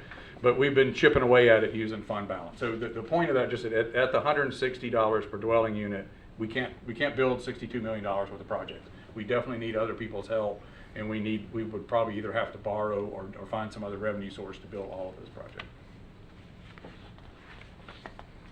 Water and sewer is the last of the major categories of these. We talked about this earlier when the fee, all this is down in the bottom left corner is all the accomplishments of that group of people, to say they have done an outstanding job of making sure that it costs as little as possible to give you high quality water and reliable infrastructure for water and sewer. They do this constantly. They're coming in to see me regularly with ideas about how to do things better. The highlights on this budget, the upcoming $175+ million sewer plant upgrade, that will probably be, it will be the most expensive project we do, maybe the most expensive one ever, because who knows what technology, when this thing's out of date, exists. But $170 million is a gigantic project. It is mandated by the federal government. The treatment standards are going up. We aren't going to be able to treat at the level we currently treat, and we do pretty good. We send quite a bit out. We do reclaim, and that's why we get credit through the consumptive use permit, because we don't draw as much. We use reclaim for irrigation. We have a very good system, and we still have to make it better. That number is big. There are loans out there that are forgivable. If you remember, we had to do a master plan before we did this project, and then we also did the first phase where we talked about the generators and redoing the electric, and we were able to get forgivable loans for portions of that. So we're going to go after forgivable loans for this as well. What we don't get in forgivable loan, the state revolving loan fund, is really low interest, like 1% to 2%. So you're paying mostly principal. So the fund is healthy enough. Toby and our financial advisors came in here when we talked about the fees last time. He came in and did 2 or 3 different presentations. Our debt levels are such that this is something we can afford. It's in the system, it's planned for, and we're going to be able to do that. But it is a huge project going forward. Now that's why we also purchased that land and the area around it, because we talked about how that's going to actually save us money as well, because we're going to be able to move some of the operations center out of that, keep it running. I think that was another several $100,000 of savings on this project just by acquiring that additional land. And then down at the bottom, I just want to draw attention to the meters coming up. So some people have been around long enough. Remember the last time we went through a full meter replacement. They're reaching the end of the life, so we're going to be trading out the meters coming up in a few years. Technology's improved quite a bit since then. The benefit of that is that these things have much fewer moving parts. So they break less and they provide much more accurate readings, so you get better revenue because you're getting more accurate readings going forward. Same thing with all the others. They've got a fairly large ongoing maintenance budget as well. So you avoid deferred maintenance. When I got here, we kind of got picked on for being a duct tape and WD-40 kind of maintenance program, and we are not doing that now. We are taking care of our infrastructure. And then they have something a little bit unique. They do have a lot of capital requests, which is one-off things, like whether it's in this case, there's different parts of the water plant. So most of these are water plant parts, whether it's a pump or a various gearbox units. That these things are more out of water because the sewer plant's going to pick up that kind of stuff when we do the full plant. So in the upcoming years, you'll see capital being a lot of water stuff as we go forward. And then fleet, so this is a typical year of fleet. This is replacement. So all these are things we already have. It's being paid through by a fleet replacement fund. So you buy a truck today for $50,000, and then the department that owns the truck pays, you think it's got an 8-year life, so they pay 1/8 of that cost over the next 8 years. So when the truck's due, you have the money there for it. You don't do it at the $50,000 today's cost. You anticipate the inflation, so they may be paying 1/8 of $60,000, so that fund is there in the future. So this is not new money. It's replacing itself like we do with computers and things like that. And one of the things that we're doing is, it's not just, if you think it's going to be 8 years, they don't just replace it at year 8. So year 6, they'll start looking at the vehicle and go, has it been heavy use? Is it light use? Can we get 2 more years out of it? So you stretch it as far as you can to where it doesn't cost more money to keep it than it does to replace it. A couple of other things they've done pretty nice with this is occasionally we'll have a vehicle, like Public Works had a bucket truck, and the bucket truck was done for them. They couldn't take it out daily to get out there and work in the trees, but Parks was paying people to use bucket trucks to replace all the banners around City Hall and help with the lights. So Parks was like, well, you need to use it weekly or daily. We can use it 4 or 5 times a year. So they took the truck that was going to be surplus out of Public Works, put it into Parks, and let them use it for a while. And they show up as now they're on one of the new replacements or new requests, because they've determined by having it that it's cheaper for them to own the truck and do it themselves than us to pay somebody to come in and do it for us. But that's the benefit of having somebody in fleet paying attention to, instead of we just auction this thing off, can somebody else use it for a couple of years and figure out maybe it helps you run your operation before we buy something going forward. Service enhancement. So this is people basically saying, I would like to up the level of service beyond what we have. So there's an ongoing continuation budget, which is do what we do now at the same level, whatever it costs going forward. Service enhancements, 3 departments have requested more than what we do now, stepping up to something else. These are going to be challenges to find. I just want to go over them so you can see them. Now, that'll be part of the conversation as to what we do with them going forward. Starting with Parks, so the out years, we knew that we were looking at park staff that would be necessary to staff all the bond projects going forward. As they were looking at how they maintain the structures, and we own 25 different park structures that are not part of what's maintained by the engineering building maintenance team. They currently maintain these buildings through either contracts or with people who work there now, or out working on the field to go check the toilets or something. The request is to build a parks maintenance team of like we have in building maintenance. Now, I've had a couple conversations with council members as we were going over the draft of this, that maybe there's a value in creating a unified citywide maintenance and put it all under engineering and have them maintain every single building, and maybe there would be a way to make this work with fewer total people. But their point, and I think all 3 of these are valid business requests, is that we don't have the people right now to maintain the parks building the way they should. They're going to not get the right life out of them the way we're currently maintaining them. So we need to do better. And this was a good idea from them to start the process of thinking through how do we maintain them better. It came out of our process improvements when we started looking at asset management and where are we not getting things where we want to. So I think it was a good idea. Whether we go down that path or not, we'll see what you think as we talk about it. The Public Works request, so they, in addition to fleet and solid waste, they have these 4 key divisions. This is kind of what they're known for. Like, this is the go out and take care of everything we own section. And when I first got here as the manager, we had a bunch of vacancies in Public Works. Like over 10 people were vacant. They couldn't staff the 4 key divisions, so we just kind of pushed them together, and then they would hit projects based on what was most important.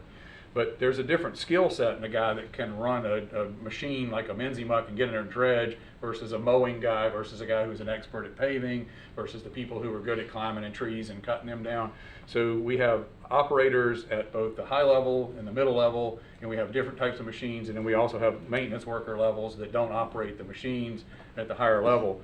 When we started restaffing and rebuilding Public Works after Christmas this year, we put them back into their specified areas.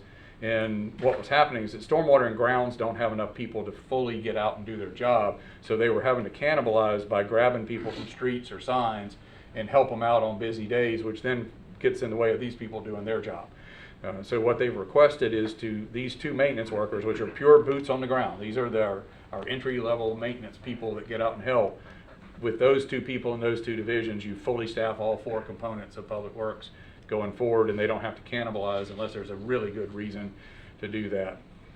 And it's not all that high cost because of the level of that. The final one's fire services, and the proposal is for a rescue truck at Station 73, the one that's right over here at City Center. It is our busiest call center location. Ladder truck is the current truck that's there.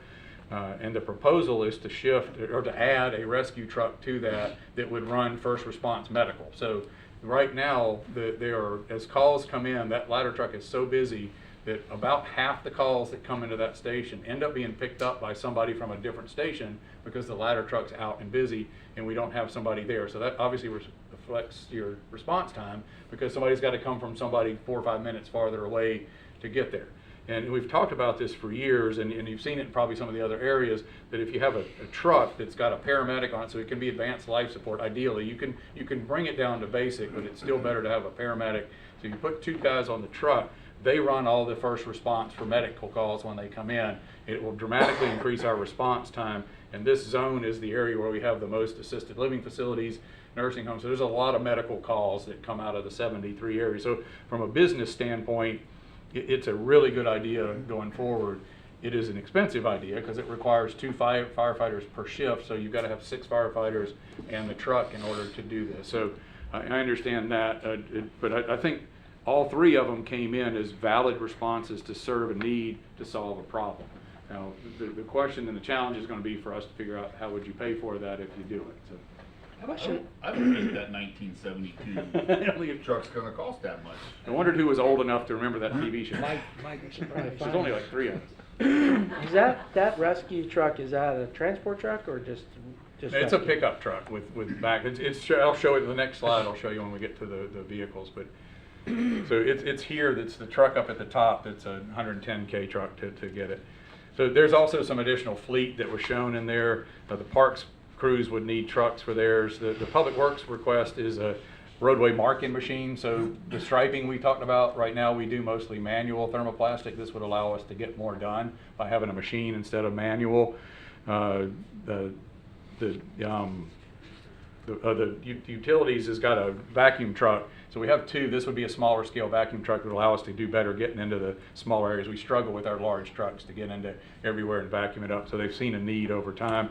And in parks is that bucket truck I talked about. So after they had a time to use the leftover truck from Public Works, now that thing is really at its end of life, the savings of not paying, so it's cheaper to own the truck and operate it than it is to pay a company to come in and put all those banners up throughout the course of the year.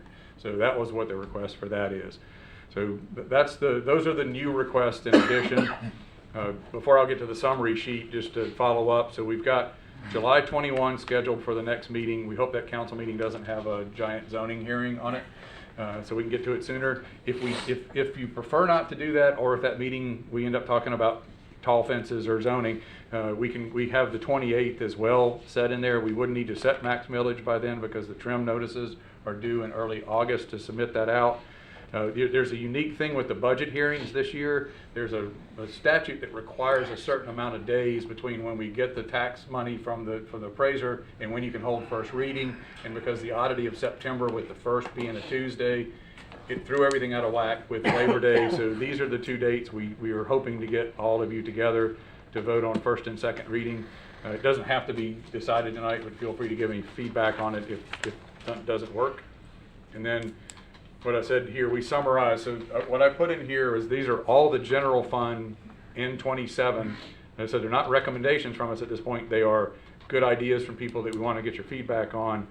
You can see the total over on the right, down at the bottom, it says total general fund, 5.7 million. And then the enhancements that hit the general fund are the additional 1.5. So you're a little over $7 million of requests in this year that hit the general fund. What I put down at the bottom, when we lowered the reserve to 23 to 28%, we dropped that number to 19 million. So what happened is we had extra money in fund balance. Some of it was from selling Allen Green Center, some of it, not the man, and some of it was from FEMA reimbursements, and then some of it was the excess funds that was in fund balance. So that ended up being your $10 million. We don't fund general fund capital. I've worked in cities where you take a millage rate and part of your millage is set aside specifically for general fund capital. So you will say, if our millage is 5.1, 5 of it runs operating, 0.1 runs capital. And that way you constantly have money you don't end up deferring maintenance. We've never done that. Port Orange has always tried to squeeze it all out of there. And basically what we did years back is that we just took leftover money in fund balance and went, hey, we got 2.2 million, which one of these 10 projects do you want to do? And that leads to deferred maintenance. That's what got us in trouble. That's why we have duct tape and WD-40 reputation in the past, is that there's no reliable funding source for general fund under that method. If you have a year, which if your Mandy is a bad year because you get 20 vacancies in the police department, it creates a bunch of money in the general fund to pay for general fund projects. So, but he's done an outstanding job, and so has Joe. We don't have those vacancies, and even with the turnover, they're immediately filling them back. So I don't see us taking that $10 million savings account and growing it a whole lot. We have a property off Reed Canal to sell that maybe get us $750,000. It's got a pond in the middle. It's making it a challenge to sell. I think there's a small piece of FEMA money we don't have back yet, but I don't see that. That's not going to just keep growing. So if you spent 7.2 million of it, you're going to have 2.5 left, and not a whole lot more coming in the future. So I'm pretty sure some of these things are going to be hard decisions that we just can't do now going forward. But we wanted you to at least see them and be able to comment on them before we started making decisions. And I was the one telling you what not to do. But at least we got that out there so you can see that as a whole. And then the last slide is the maintenance, because I still want to stress that if we own it, we need to take care of it. We shouldn't have stuff and not take care of it. We have seen that with the generator at the police department, where we lost a decade of use on it. We've had when REC got built, nobody added a generator big enough to actually handle the additional REC. So there's things like that, roofs that didn't last as long. We really need to make sure that we take care of what we have going forward. So we don't want to lose the maintenance as well going forward. So those are the two key decision points. I'd be happy to answer any questions. I'll look back over here to see what I got wrong, and staff can correct me with their corrections text when I get stuff wrong. But other than that, I'm done talking if you guys have other comments. Wow. Well, that's a lot of information, and as the city manager talked about, this is kind of the first step in the annual budget process. Pay attention, Stan. And I know he's a numbers guy. He's already over there. His head's spinning. You know, this is without question the most unique budget session that we're going to go into since I've been on council, only to probably be surpassed possibly next year. So, former Mayor Green used to say all the time, it is not about that initial purchase for buildings, equipments, or whatever. It will always be about the maintenance. That's the cost that really is going to need to be something you wrestle with and come to terms with, and you plan for. And I will, like I said earlier in the meeting tonight, you know, kicking cans and kicking maintenance is going to catch you. It is going to catch you, and it's probably going to catch you when you're not prepared to compensate for it. We have seen really important infrastructure in the past unexpectedly break, burst, you know, whatever, and you got to be able to respond to that stuff. You got to have the funds, and you got to be able to deal with that. And so kicking the can can cost you a lot more. All that just to say, my comments are pretty simple tonight. One of the fears that I have, and this probably comes from not only being a past employee of the city, but sitting up here on the city council, one of the hardest things that I think an elected official on this dais could potentially ever have to do is cut services and or cut personnel when you know that it's not good for the community. But if you don't have a way to pay for it, something's gonna have to give. So this is the city manager's job, and this is the staff's job to make these recommendations, to forecast for us where we need to be, what we're gonna need to have to maintain the quality of life and the services in the city of Port Orange that our residents have come to expect. The reality of it is that we know coming November, the residents are going to get an opportunity to speak as to whether or not that is still what they want from us. So as we work through this year's budget, it's going to be very difficult for us not to have in the back of our mind that there is a significant risk that if we start adding more new things to this budget and to what we do as a city, there's a very strong possibility that the following year you're going to have to remove.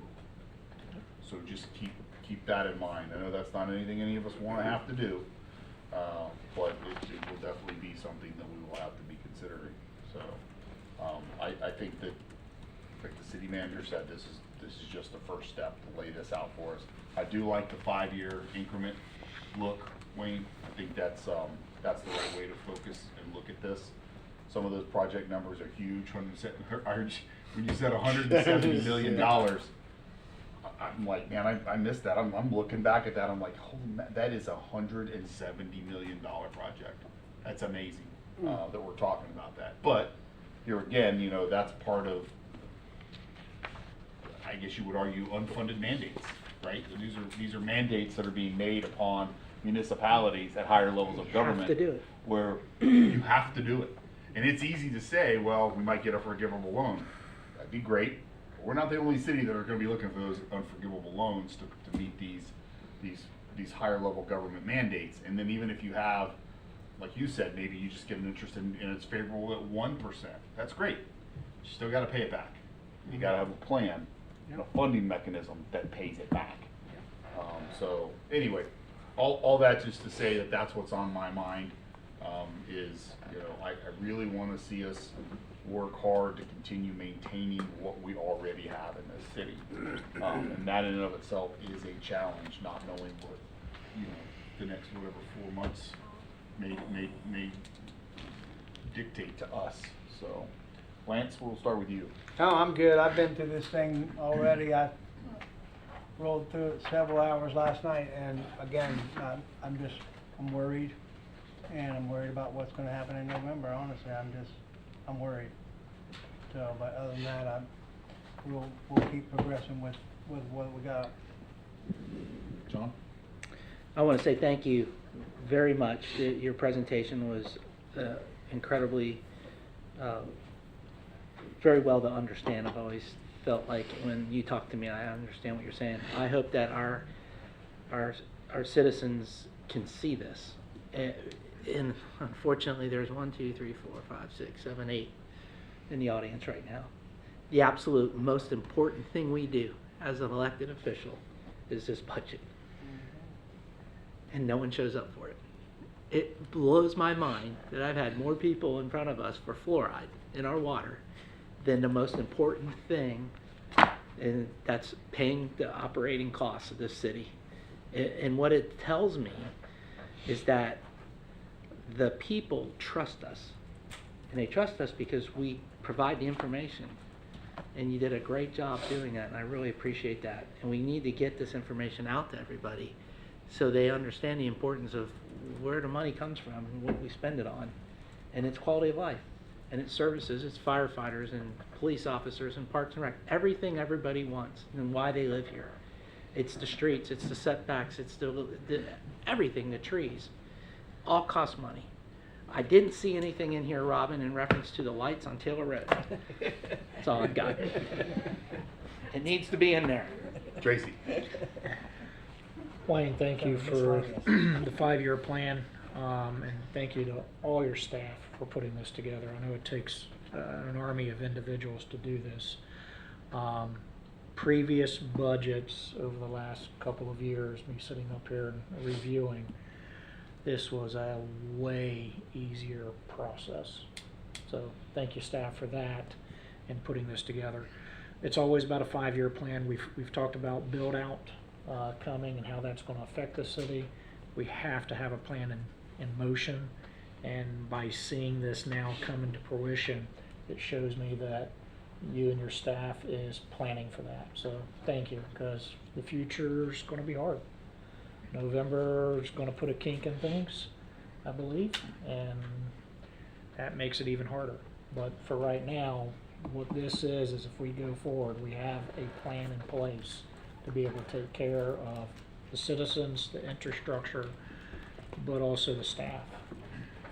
You know, that a lot of people don't think about, you know, you got 500 people that we answer to, but 65,000 people that we definitely answer to. So these plans and budgets have to be spot on. So thank you for this.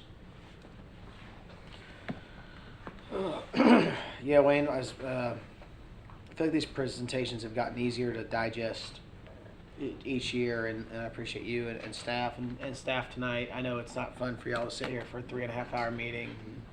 Appreciate all the hard work you guys do, you know, 24/7. So I think Scott said it best. I think we all know, you know, the elephant in the room with you know, whatever's going to happen with this voter opportunity with the state suggestions and this piece of legislation. So it's going to be a very interesting thing to watch. I think we have to be very careful because Scott's right. The last thing you want to do is have to peel back and start making cuts. So you know, there's a time to spend, there's a time to save, and there's a time to stand pat. And this year might be one of those times that we want to be a little more on the cautious side, because we don't know what is going to happen come, you know, after November. So, Wayne, I think I'm going to give you a chance to close out the conversation, but I think you're going to need more, you know, obvious direction from council, not necessarily tonight, but I think that what I would encourage and challenge council to be having the one-on-one discussions with Wayne and his team is provide the direction that they need from us. Look at some of these projects, specifically, you know, right off the bat for me, the Parks and Rec bond projects, and how quickly and fast do we want to advance those, knowing they could get hung out to dry. And that sucks, for lack of a better way, because our voters have already spoke to that. Yeah. But Yes. our voters won't have complete control. The state voters will have complete control. And so, you know, I've already talked to Wayne that, you know, no matter how the vote shakes out, sometime, and this will come later after the vote in November, that we will be able to go in by precincts and look specifically at what our voters say. So we will do that, you know, we will be able to do that, and so you'll be able to see, obviously, whatever happens with the statewide vote, that's gonna dictate state constitutional changes, or not. But we'll still be able to look and see what did our voters want, and so we'll be doing that. All that to say, that's well after the next budget gets passed. So we've got work to do trying to forecast what we think the future may hold. We just need to approach that with caution.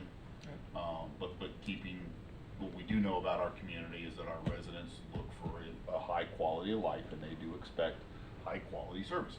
We're just gonna have to figure out where that line is exactly and how to provide that. So just be mindful of that, have these conversations with Wayne and his staff, and then Wayne, you let us know, hey, I gotta know this. Where do you guys wanna be on this, you know, and I think you can feel it. I mean, you know, you're a resident taxpayer of the city of Port Orange too. So yes, you're the city manager, but you also can see what's going on right now in our state and our community. So just keep us in the loop what you need. Any other comments you want to make on this tonight? Just to make sure to thank the staff that dealt with me. We met twice a day for the last couple of weeks, with several meetings going after 5 o'clock. And Sue and Petra were at a conference learning about the tax stuff, and drove all the way over here from Orlando to do it, just to go back again. So the staff has been very patient. I don't know, we're on revision 30, 35 or something. But all the questions on what is this, why is this, help me with that information. They've been there for the answers. If you see a project you want to know more about, let me know. If it's something you want to go physically see, if you want to walk in the building and look at it, that it helps understand it, let us know what we need to do to help you understand it, to help with direction to us going forward. Yeah, Mr. Mayor, I'd like to just go through every page one more time. One more time? Just had some caffeine. I know it's getting to be a late meeting and we're running along, but I just want to say this to staff. And I mean this to not only the staff that's here tonight, but your staffs, all the way down. There is absolutely, in my mind, nothing in this presentation tonight that I look at and go, that's utterly ridiculous. So I think all of this is stuff that holds a lot of merit. It holds true to what the vision and the focus of our city and our residents have looked for and asked for. And so I appreciate that. I also appreciate that the staff is well aware of this discussion we're trying to beat around the bush a little bit with, because we just don't know what November's bringing.